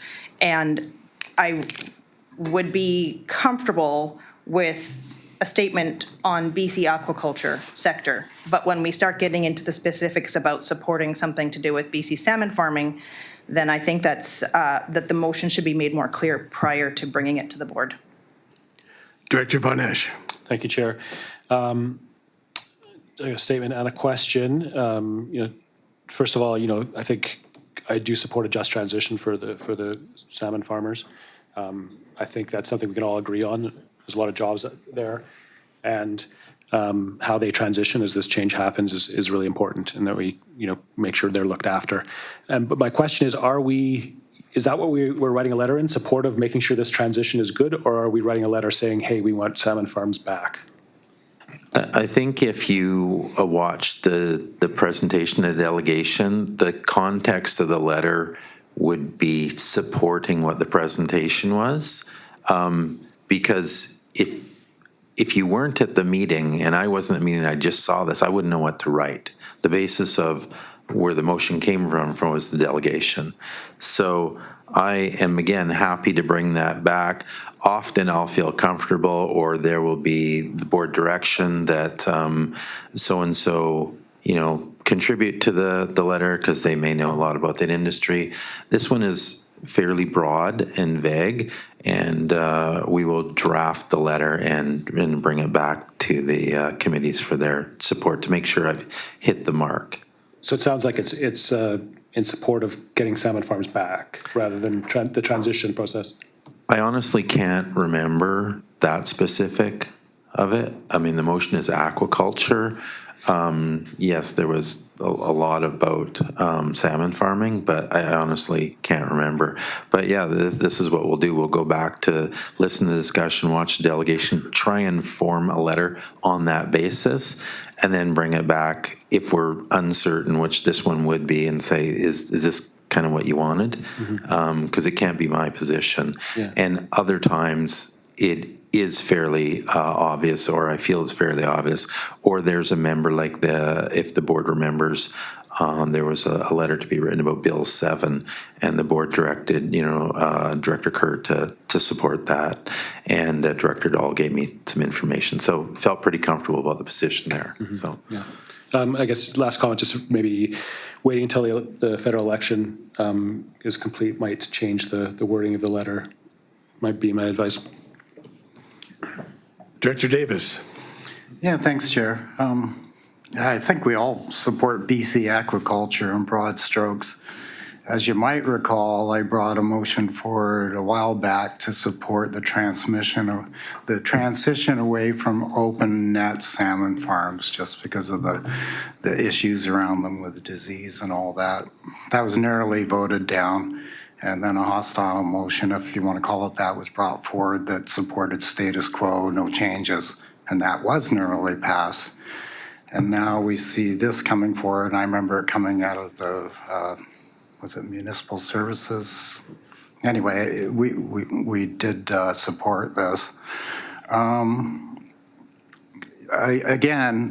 would not support any letter that is calling for the status quo because I've seen the harms that happen from open net aquaculture in our area. Currently, all shellfish harvesting is closed because of the spill of tens of thousands of liters of diesel, which is still impacting the area several months later.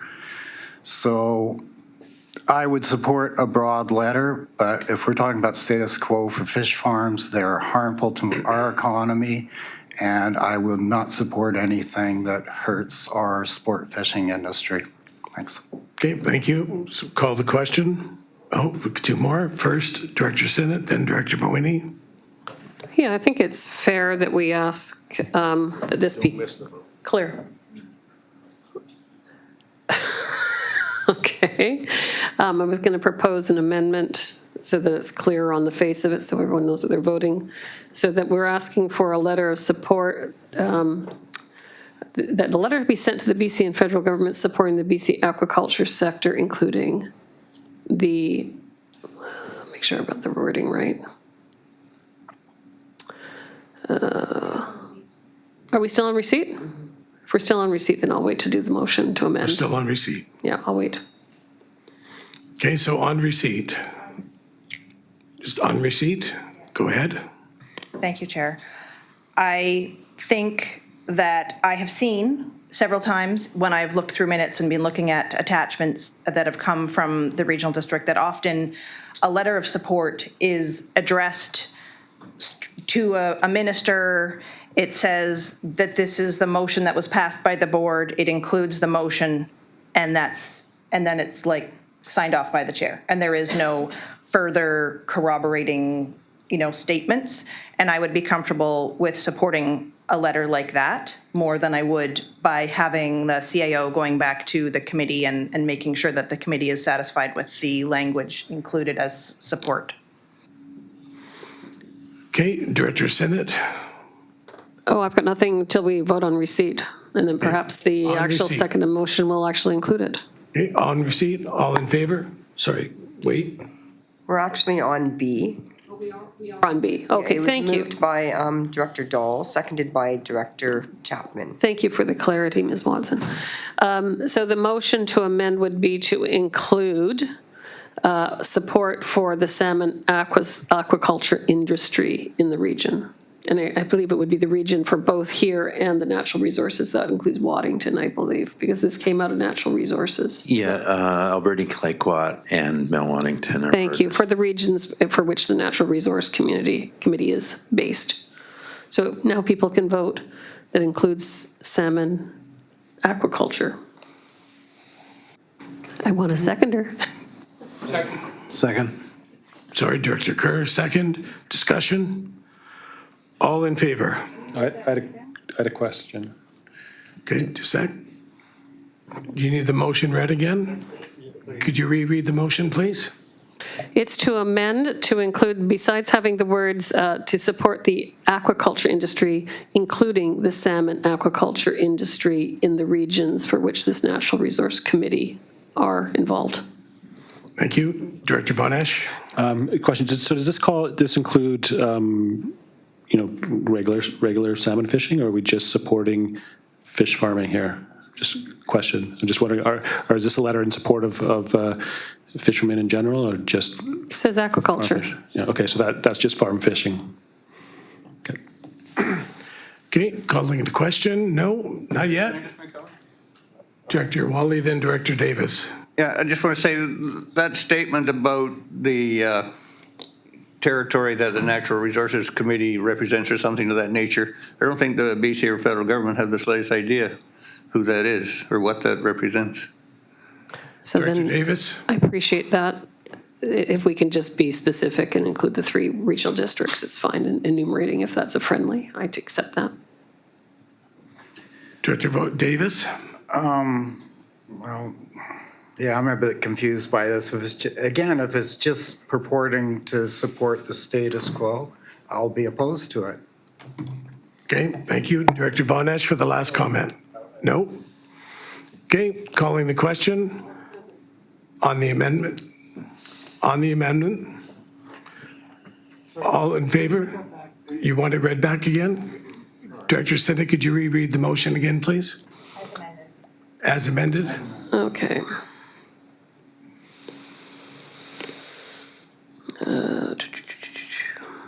Going to the right one.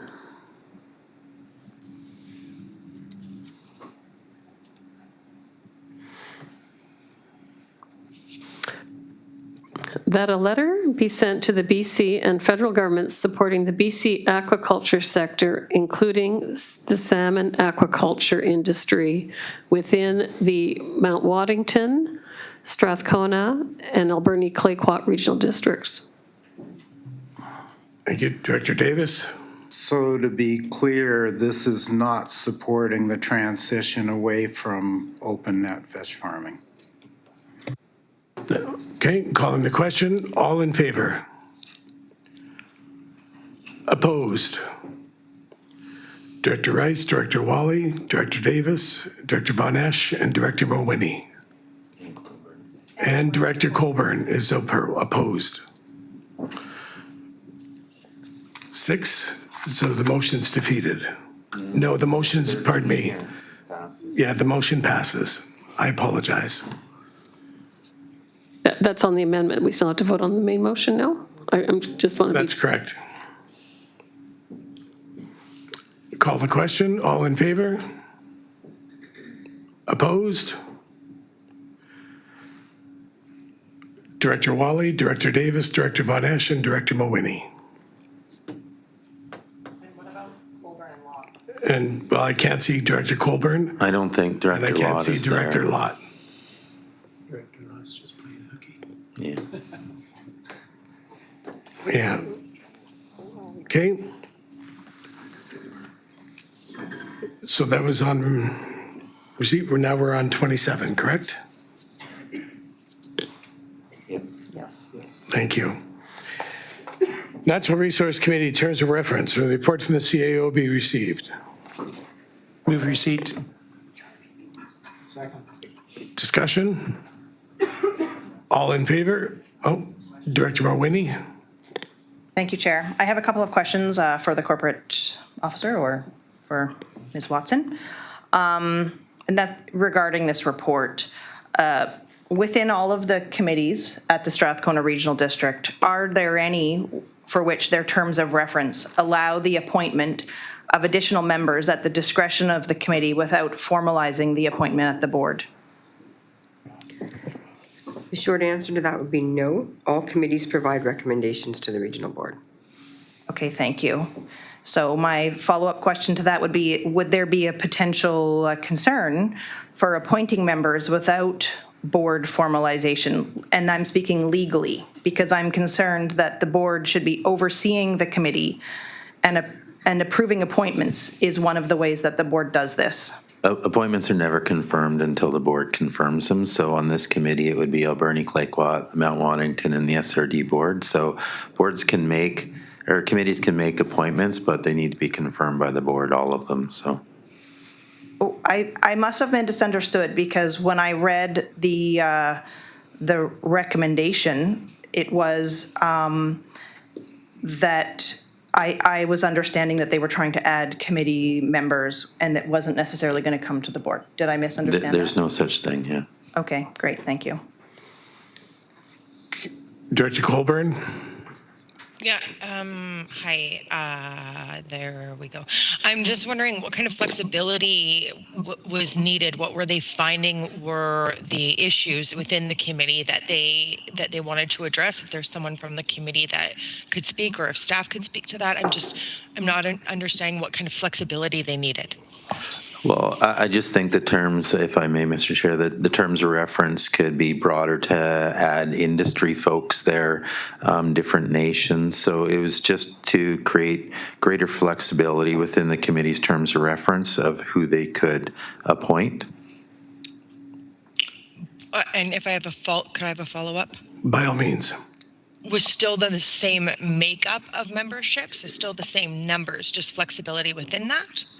Yeah, because currently there's a makeup within the regional districts, right, of how many members from each, but then there's a desire to have First Nations folks, which are not part of regional districts, so there's no limitation there. And let's say it was someone from industry, well, they don't form any part of the 3 regional district governments. So the limit on membership for local government is unlikely to change. It's just about the other, let's say, non-government and First Nations folks. Go ahead. I have one more if I could. Okay, so yeah, flexibility for sure, having nations in there.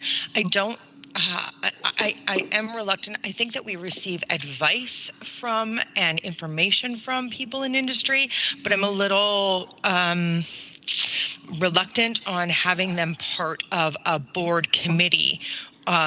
So I'm all for having presentations from people from industry, getting more information, those kinds of things, but giving them a voting chair on that committee, I have some. Yeah, I'm not saying that would happen. Like a report on the terms would come. It could be from other forms of government too. I can't specifically remember the desire of the additions, but a report would come on the terms of reference and discussions of that committee about who or what they wanted to expand it to, and then of course that would come to the board. Of course, thank you so much. Director Sinnott. Yeah, I just want to assuage perhaps Director Colburn's concern. City of Canberra for years has been putting lay members on committees that had come back to the City Council.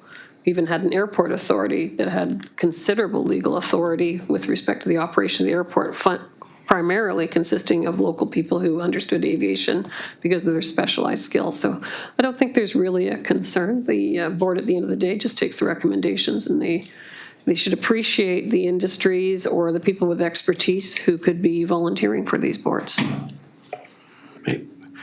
Call the question. All in favor? Oh, Director Mawhinney, last comment. Thank you, Chair. I think that the request to alter the terms of reference without considering inclusion of First Nations on whose traditional territories the resources are being extracted, many of which nations are very involved in natural resources as economic drivers within their nations. I think that the request has pretty poor optics. And I think that we're elected to represent our communities, and playing favorites by potentially appointing industry reps would be inappropriate. Those are my words. Sorry, I apologize for interrupting, but I'm not saying it's industry reps. There is a desire and ability for First Nations people to be on that committee. So, Has the committee discussed that yet? Like, I read the terms of reference as attached to this report, and it says that there can be up to 6 First Nations members appointed. And I understand that the committee is looking for some flexibility in terms of like numbers that they can achieve quorum with. However, if there hasn't been any recommendations or requests gone out to any nations for involvement, it seems premature to be expanding the terms of reference further. Well, the discussion has to happen. If you can appreciate, there's 3 regional districts. We have 10, I believe, 10 or 11, I think 10 First Nations within this regional district. I don't know how many Alberta Clayoquot has and Mount Washington. We can't have, or it's not the intent, I don't believe, of the committee to have I don't know, 20, 30 First Nations folks. So how do we get First Nations representatives without including every nation? Because it would be literally a cast of thousands. So we haven't discussed. John Jack is a member from Alberta and Clayoquot, and it's on the table for discussions about how we invite First Nations, or do we invite them all? Because if they do, we're going to have to meet in the bigger room. Like there's a lot. So there is no limitation about First Nations. The intent is always to have them, but how do we get representation? Similarly, like the SRD board or Alberta Clayoquot, we provide representation there of 2 or 3 members. The committee is looking at representation from First Nations without inviting every single one of them, because that would be an unmanageable group. Okay, Director Colburn for the last one, then we're calling the question. Director Colburn?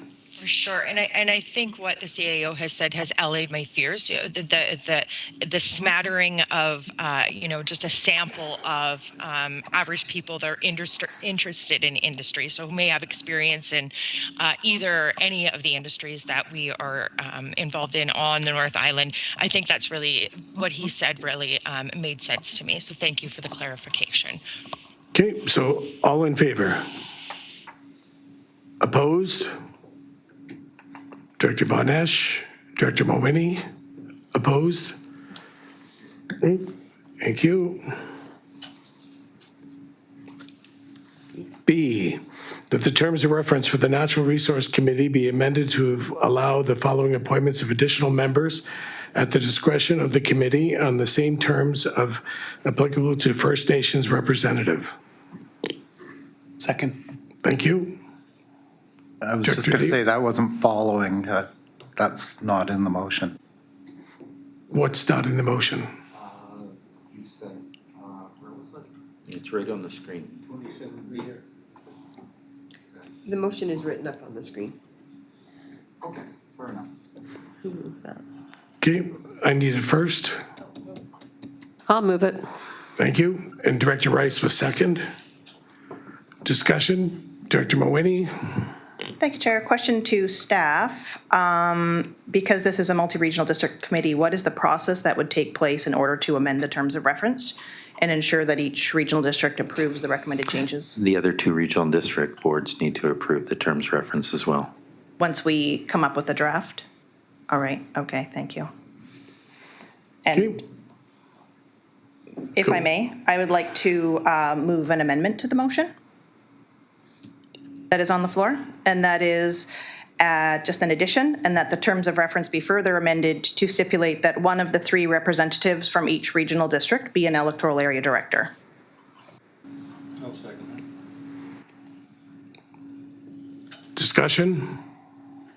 So just if I may, we already have appointments to the Natural Resources Committee. So I don't understand. Yes, I think my thought process in that is that we just recently created another committee, which was, I believe, a health and wellness committee. And within those terms of reference, it was specified that there were going to be 3 directors from the SRD included in that committee. And it was specified that one of those 3 directors would represent an electoral area. And so in looking at the terms of reference for the Natural Resources Committee, I think that it's important to consider or send it out to the other regional districts and see if they agree that if we're each having 3 representatives on the committee, that one of them should be from an electoral area, which is where the resources are largely coming from. Just one, there was no sitting members on the Community Health Network. So I'm just saying, if you pass that, I'm assuming, and let's say that term passed, we would be replacing somebody that's existing on that committee. But wouldn't we be doing that at the end in November? Like this is, April, we're going to be doing draft terms of reference, then we're sending them out to other regional districts. It's likely that we wouldn't be making those changes for a number of months at the very minimum. Yeah, I suppose. Director Dahl? This isn't an amendment. This is a complete change. of the motion and should be made as a separate motion altogether. I would hate to see an amendment that derails First Nations representation being included on the Resource Committee.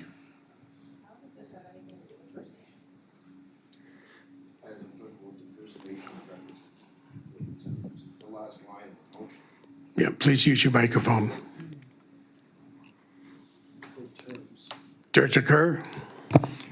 Thank you, Chair. And I know we've heard several times today the expression staff time is extremely valuable and wasting staff time is not something we should be looking at. And I'm also going to suggest that board time is quite valuable and not something we should be wasting a lot of time on. And I would suggest that there's a number of people at the board table that are using an extreme amount of time that doesn't need to be. A lot of this work could have been done before the meeting. A lot of the questions could have been asked before the meeting. And yet here we sit, and we've still got a lot on the agenda. Thank you. Okay. So we're voting on the amendment on the motion? On the amended motion, all in favor? Opposed? Director Rice, Director Kerr, Director Sinnott, Director Dahl, Director Lanyon, Director Kent. What's your name again? Chapman, that's right. Handsome. Director Lott, Director Colburn, and Director Baker. The motion's defeated. As amended. Main motion? All in favor of the main motion? Opposed? Director Mawhinney, Director Von Esch are opposed to the main motion. The motion is carried. We are going to take a 15-minute break, folks. Make it 10. Make it 10? We'll make it 10. Okay? 22.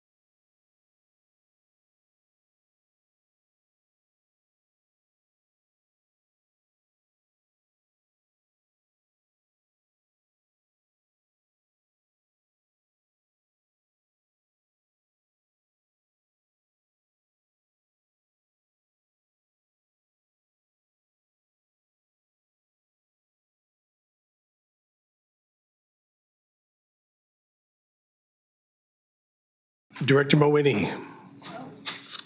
Yes, Chair. Old Growth Forest Management on Quadra Island, that move that the report from the CAO be received. Second, Director Wally. Discussion. All in favor? Opposed? Seeing none, motion is carried. B. I will move that the matter of Old Growth Forest Management on Quadra Island not be pursued further at this time. Second. Second, Director Wally. Discussion.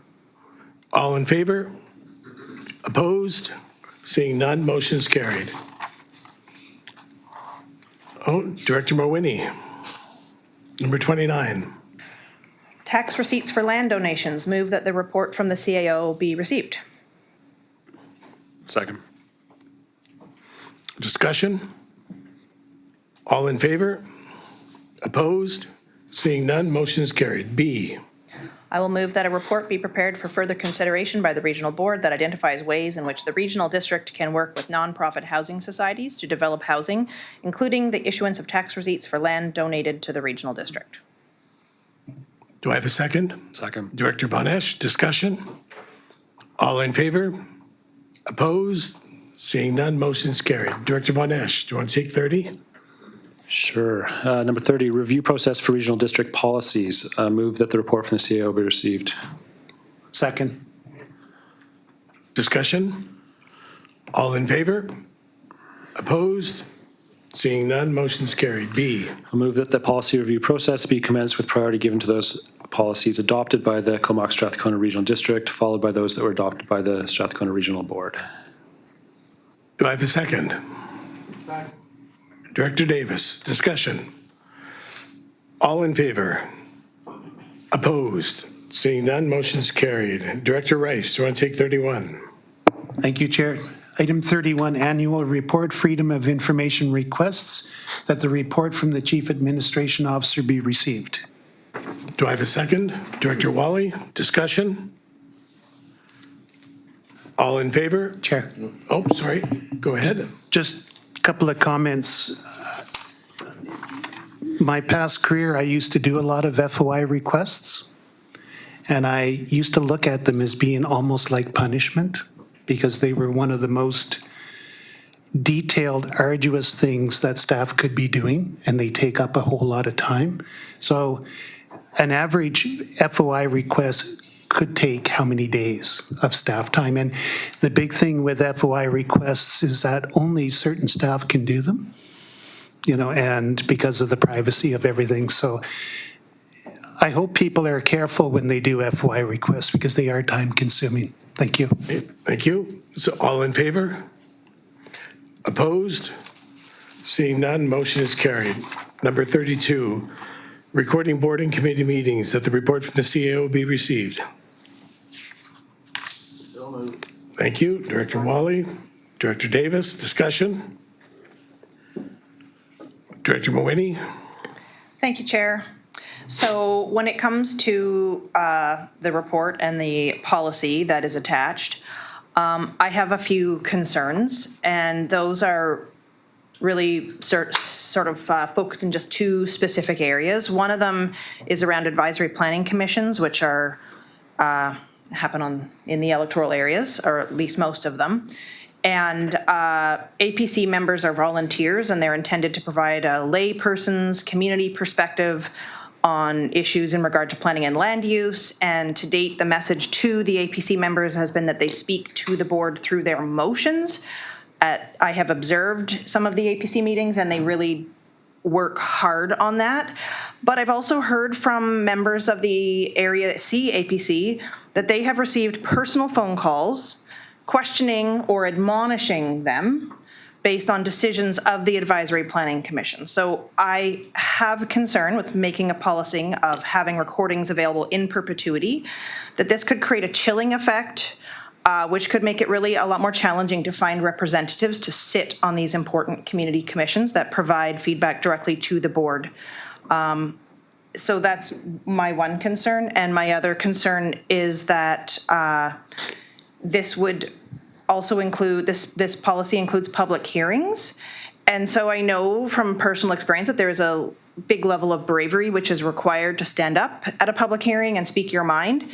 And we have a recording secretary present that takes those notes and makes sure that they're recorded accurately. However, if we begin to record and share in perpetuity the public hearings, there could be a further chilling effect, which makes residents hesitate to not include themselves in the process. And as well as that, I also have a concern with the extra expense that could really create for the electoral area planning function. I recall when I first became the director, we had a public hearing, and it was just post-COVID, and there were some COVID cautious people, so we had IT people, and they were there intended to help hybridize the meeting, and it was extremely challenging, and staff really walked out of there and said, we really don't want to do that again. So I think if we're recording them, the population is going to expect that we're also broadcasting them, and it's really going to be expensive. We're adding a layer of expense, and we're adding a chilling effect. So I have a couple of amendments that I would be happy to see, and then I would be in favor of the policy, but not as is. Still on receipt, Director Von Esch, then Director Wally. Thank you, Chair. Yeah, I just want to reiterate the APC recording. I think the motions do really speak to the intent of what was discussed. And just my own experience, just having just formed an APC, there's already been, some online bullying for folks that are on. And I am concerned that if we're recording these things and that those recordings are released publicly, that's just going to add a lot of pressure for those folks that are volunteering their time and putting their input in. So I'm curious to see if there's interest around the board to increase transparency, which I'm all for, but do it in a way that also allows our APCs to be able to speak their mind and speak through the motions that they make. Thank you. Okay, Director Wally. Well, thank you, Mr. Chair. I was just going to lend my support to Directors Mawhinney and Von Esch. As politicians, we know that every recommendation decision we make, there's going to be a large segment of the population that just doesn't agree with it. And that's just part of the territory. But for volunteers, we shouldn't be putting that weight upon them. Thank you, Director Senate. Trying to understand what's happening with you saying there's bullying. So the decisions are being made, and right now they're not actually being recorded, but they're still being criticized for decisions in the community. So what's the additional fear if there's actual accurate recording? Because it seems like it's already happening now. There is recordings. We received the minutes from an advisory planning commission today at our board meeting. There are minutes from every advisory planning commission meeting, and what I understand is that sometimes based on the decisions or the recommendations that are made by an advisory planning commission, community members have thought it appropriate to reach out and question or admonish APC members for their participation in that decision. So when we went to elected counselor school, we were told that it's our job as the decision makers to maintain order and protect people, including staff, around the table from that type of behavior because it stifles the free expression of other ideas. So I would recommend if you want to learn more about how you do that, and it's very difficult in the moment because I personally had an experience where I was taken to task at an early committee meeting, and it left me almost stunned when it happened in the committee meeting. And I'm a 30-year trial lawyer. Okay, so it's not an easy thing, but once you get it in your mind that you are in charge of controlling that behavior because of your position, I think a lot of that can be ameliorated. I'm more in favor of having the transparency that's required of government continue. And in fact, I think it leads to less disputes, and not saying that people around committees, because I've been a member of a committee, it leads to a little bit more formality and politeness because you know that everything's recorded. Director Mawhinney, then we'll call the question. If I may, Chair, I think that maybe the director isn't clear on the process of an advisory planning commission, because myself as director have no role to play in the advisory planning commission. It is entirely, if I attend, it is as a member of the public. I don't participate in the conversation, I just listen. and the motions that they make, and they are very respectful. There is no bantering or whatever you were implying there. But I think that I don't have a role to play in managing the public and the way that they are going to interact with the APC members, other than right here, which is what I'm doing. In my role, I'm saying that I am concerned that if we start recording APC meetings, it is going to make it infinitely more challenging to actually find members of the community that are willing to sit and share. So I am taking it very seriously, and that's why I'm raising it right now. Okay, so on receipt, all in favor? Opposed? On receipt, motion is carried. B, that policy CP 036, recording regional district meetings, be approved. Do I have a motion, please? Can I make a motion that the policy CP 036, recording regional district meetings, be approved, but while removing APC recording from the policy. Okay, so we have a motion with amendment on it. Do we have a second? Director Mawhinney, discussion? All in favor? Opposed? 3 opposed. Director Sinnott, Director Dahl, and Director Chapman. Director Kerr as well. Thank you. Okay, the motion is carried. Number 33, Mark Vanesh. Thank you, Chair. Just a point of order. We voted on an amendment. We didn't vote on the main motion.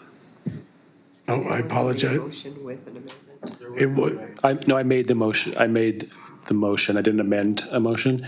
He made the. I see what you're saying. Thank you. Yeah, thank you. And I appreciate the support for that. Thank you. Number 33, Cortez Housing Society Infrastructure Gas tax funding. I move that the report from the CAO be received. Director Wally, discussion. Director Von Esch. I just want to thank staff for investigating this and doing the research for it and talking to UBCM and trying to make this work. I also had a chance to sit down with Mike who did the report and go through it, and appreciate the time that's been put in, and I'm happy to move option B here. Okay. Discussion? All in favor? Opposed? Seeing none, motion is carried. B. I'll move that the Cortez Housing Society be advised that its application to use gas tax funds to offset costs associated with the septic system and waterworks facility for its Rainbow Ridge housing project cannot be supported, as it does not align with any of the eligible categories for funding under the Community Works Funding Program. Director Mawhinney, discussion? All in favor? Opposed? Seeing none, motion is carried. Director Wally, number 34.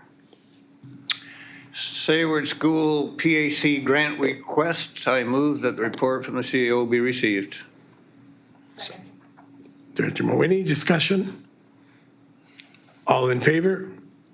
Opposed? Seeing none, motion is carried. B. I move that the board approve a grant for the Sayward School Parent Advisory Council in the amount of $800 to assist with costs associated with the 2025 bicycle rodeo to be paid from the electoral area A grant and aid budget. Second. Director Von Esch, discussion? All in favor? Opposed? Seeing none, motion is carried. Number 35, Reforming the Local Government Act. A report from the CAO be received. I'll make the motion. Second. Discussion? All in favor? Opposed? Seeing none, motion is carried. We have option A or B. I'll move option A. Second, thank you. Discussion? All in favor? Opposed? Seeing none, motion's carried.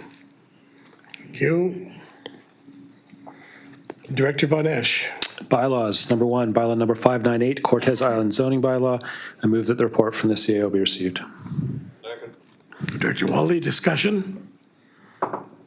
All in favor? Opposed? Seeing none, motion is carried. I'll move that bylaw number 598, being Cortez Island zoning bylaw 2025, be referred to the Electoral Area B Advisory Planning Commission before being returned to the Electoral Area Services Committee for further consideration. Second. Director Wally, discussion? All in favor? Opposed? Seeing none, motion is carried. Director Rice, do you want to take number 2 bylaw, please? Number 2, bylaw number 600, electoral area D water rates amendment, that the report from the Chief Administration Officer be received. Director Wally, discussion? All in favor? Opposed? Seeing none, motion is carried. B. I'd like to move item B, that bylaw number 600, being a bylaw to amend the water rates charged for the use of electoral area D water system be now introduced and read a first time. Second, Director Moini, discussion? All in favor? Opposed? Seeing none, motion is carried. I'd like to move item C, that the rules be suspended and bylaw number 600 be given second and third readings. Director Moini, discussion? All in favor? Opposed? Seeing none, motion is carried. Move item D, that the bylaw number 600 being the electoral area D water service rates and regulation bylaw 2018 amendment number 6 now be reconsidered, finally passed and adopted. Director Wally, discussion? All in favor? Opposed? Seeing none, motion is carried. Director Moini. Bylaw number 601, Quadra Island zoning amendment RZ 1C25 Fisherman's Landing. Move that the report from the Chief Administrative Officer be received. Second. Director Bonesh, second. Discussion? All in favor? Opposed? Seeing none, motion is carried. I'll move that bylaw number 601, being a bylaw to amend the land use regulations applicable to Quadra Island, be now introduced and read a first time. Director Wally, discussion? All in favor? Opposed? Seeing none, motion is carried. And I will move that bylaw number 601 be given second reading. Second. Director Bonesh, discussion? All in favor? Opposed? Seeing none, motion is carried. And I will move that a virtual public hearing to consider bylaw number 601 be scheduled for 7 p.m. on Thursday, May 8th, 2025, and that the holding of the public hearing be delegated to the Electoral Area C Director. Second. I'm sorry, what dates did you? I said Thursday, May 8th. I have May Wednesday, 7th. May 7th. Wednesday, May 7th. I know, but I changed it. Okay. It's a virtual public hearing, so I think it's online, so it's not contingent. We almost always have our public hearings on Wednesdays because that's when the community center is open or has space for us. However, I'm hoping we can do it on Thursday instead. I can't confirm that, so I don't know what planning schedule is. They put a recommendation there. If you change it, they may or may not be able to do that. I just don't know. Sorry. I would advise if you see a date on a calendar and a report that you connect with planning staff to make sure the alternative would be acceptable. It was very challenging because it was a 4-day long weekend, so I appreciate that. Should we ask them right now? Yeah.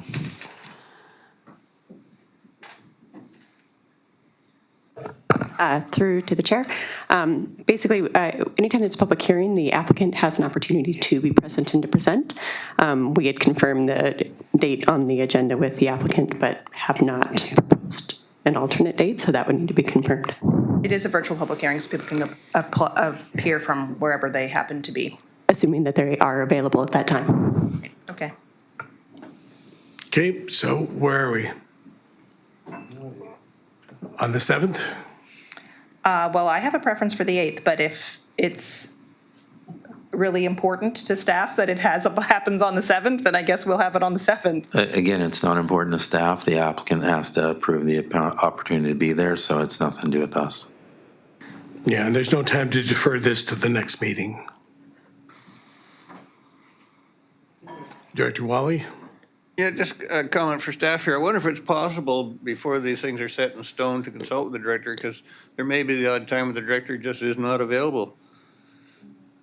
Well, Again, the director doesn't have to attend public hearing, so. Yeah, I understand that, but I'm sure they would prefer to, and if it's just a matter of setting a day, and there's lots of time in advance to set these up, maybe that would be a consideration. and I will add that I have stated multiple times to planning staff that I have a preference for other days than Wednesday. So I thought there was an opportunity to change it to a Thursday because it was a virtual public hearing and we didn't have a hall that needed to be booked. Okay, so are we doing the 7th or the 8th? I think you this can't time do we'll that. have to do the 7th, but maybe it's a good reminder to everybody that it would be preferable not to have them on Wednesday if possible. Okay, so we read D, please. That the virtual public hearing to consider bylaw number 601 be scheduled for 7 PM on Wednesday, May 7th, 2025, and that holding of the public hearing be delegated to the Electoral Area C Director. Do I have a second? Second. Director Von Esch, discussion. All in favor? Opposed? Seeing none, motion is carried. Director Sinnott, do you want to take number 4, please? I make a motion with respect to the EV charging stations at Strathcona Gardens that the report from the CAO, be received. Discussion? Director Wally? Just a quick question, is there any cost to the SRD for doing this? No. All in favor? Opposed? Seeing none, motion is carried. B, That bylaw 603, being BC Hydro License Agreement Authorization Bylaw 2025, be now introduced and read a first time. Second. Director Chapman, discussion? All in favor? Opposed? Seeing none, motion is carried. C, That the rules be suspended and bylaw number 603 be given second and third readings. Second. discussion? All in favor? Opposed? Seeing none, motion is carried. D, That bylaw number 603 be returned for further consideration by the board following the public input process. Second. discussion? Director Mawhinney? Do I need to say something? Oh, I didn't No. turn that on. Sorry. Okay, all in favor? Opposed? Seeing none, motion is carried. Correspondence. Receipt on 1 and 2. Move to receive. Thank you. Second. Second, Director Chapman, discussion? Go ahead. Thank you, Chair. I was wondering, one thing about each of these 2 items of correspondence. One of them, would we want to refer the workplace nasal naloxone item to the fire departments or Strathcona Gardens Commission for their consideration? And yeah, that's my first question. Is that something that we should do, or will they already know that information because we've received it here? I don't know. Again, this is correspondence that's addressed to the board. It shows up on the board. If the directors feel it's best deferred to another committee, then they're able to do so. Okay, well, I won't speak on behalf of those committees, but I would like to make a motion regarding number 2, following receipt. Okay, so on receipt, Director Kerr?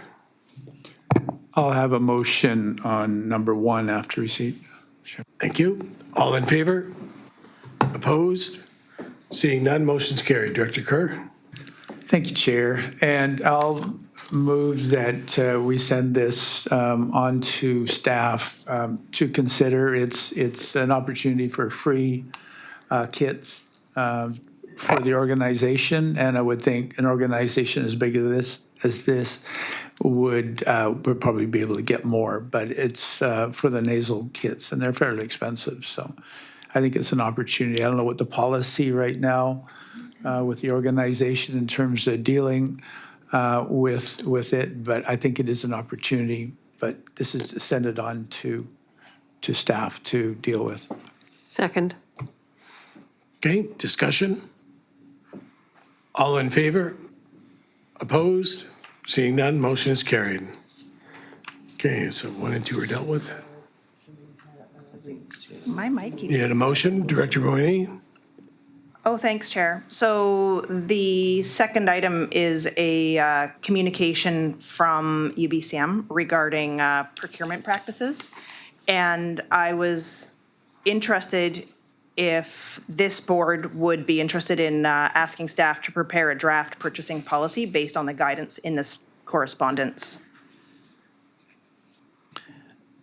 We currently have a purchasing policy.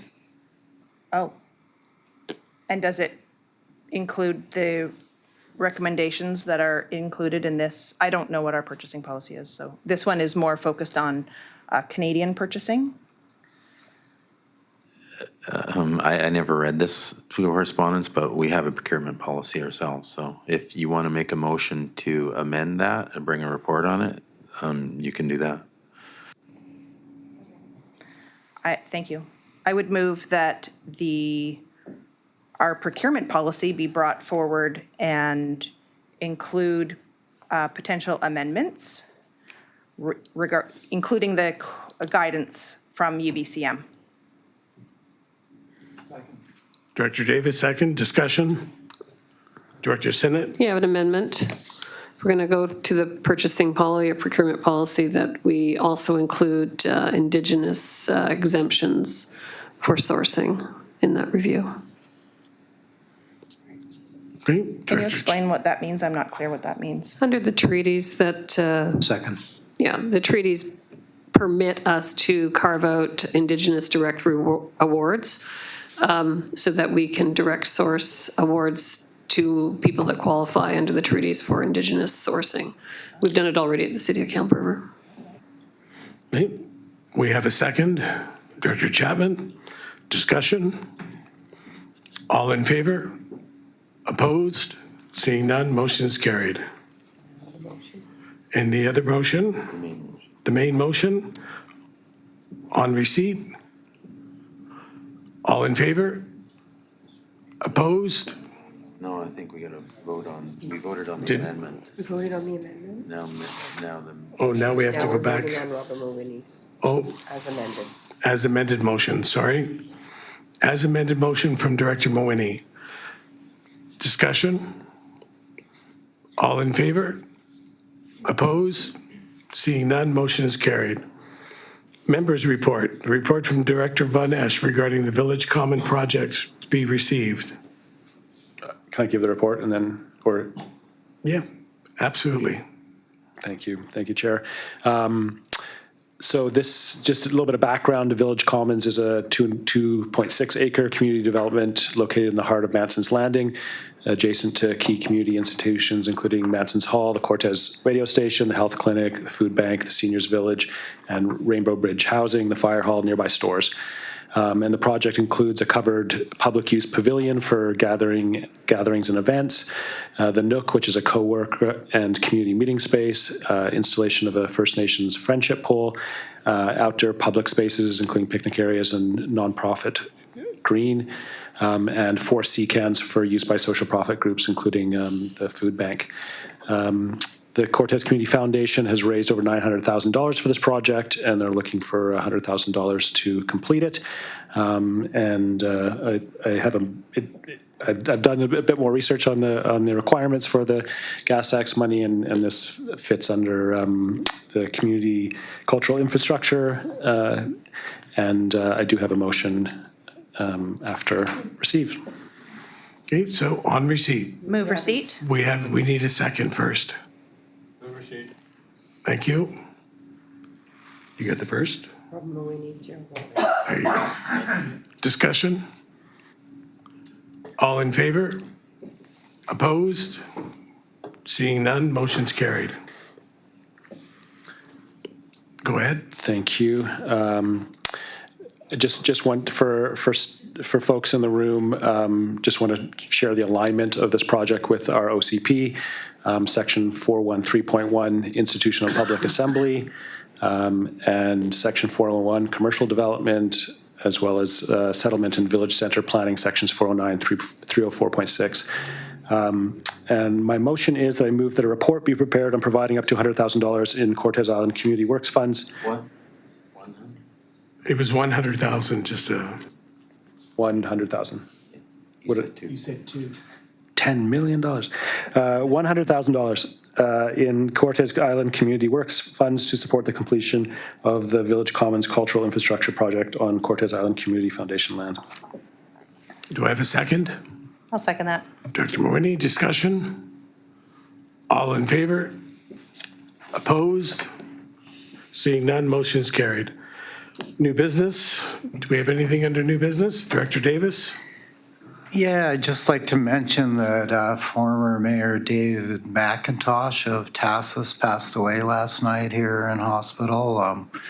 He'd been sick for a while. He was the mayor from 2005 to 2008.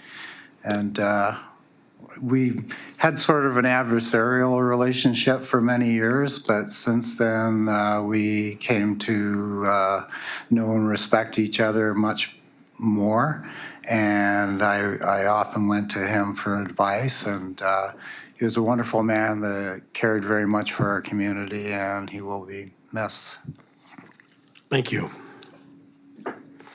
Do we need to receive? Move receipt of Director Davis's report. Second. Thank you. Discussion? Director Wally? No, I'm sorry, I was voting. Oh, okay. All in favor? Opposed? Seeing none, motion's carried. Any other new business? Director Moini? Thank you, Chair. I think you said I needed to bring this up, that there was an item on the minutes from the March 26th meeting. It's an item of correspondence titled Geographic Name Change Proposal, and I was hoping it was in order to refer that item to the First Nations Relations Committee. If staff want to weigh in on if I can move that, or if this is the right time and Yeah, language. you can make a motion all you like. Okay, great. Then that is what I move. Do we have a second? I'll second it. Discussion? All in favor? Opposed? Seeing none, motion is carried. Okay, closed session. That the report from the CAO be received. Director Chapman? Director Davis, discussion? All in favor? Opposed? Seeing none, motion's carried. B, that the meeting be closed to the public to consider matters deemed to fall within the parameters of subsections 90-1, A, D, E, G, J, K, N, O, and 90-2, B of the Community Charter. So moved. Thank you. Second? Second. Thank you. Discussion? All in favor? Opposed? Seeing none, motion's carried. We'll go into close.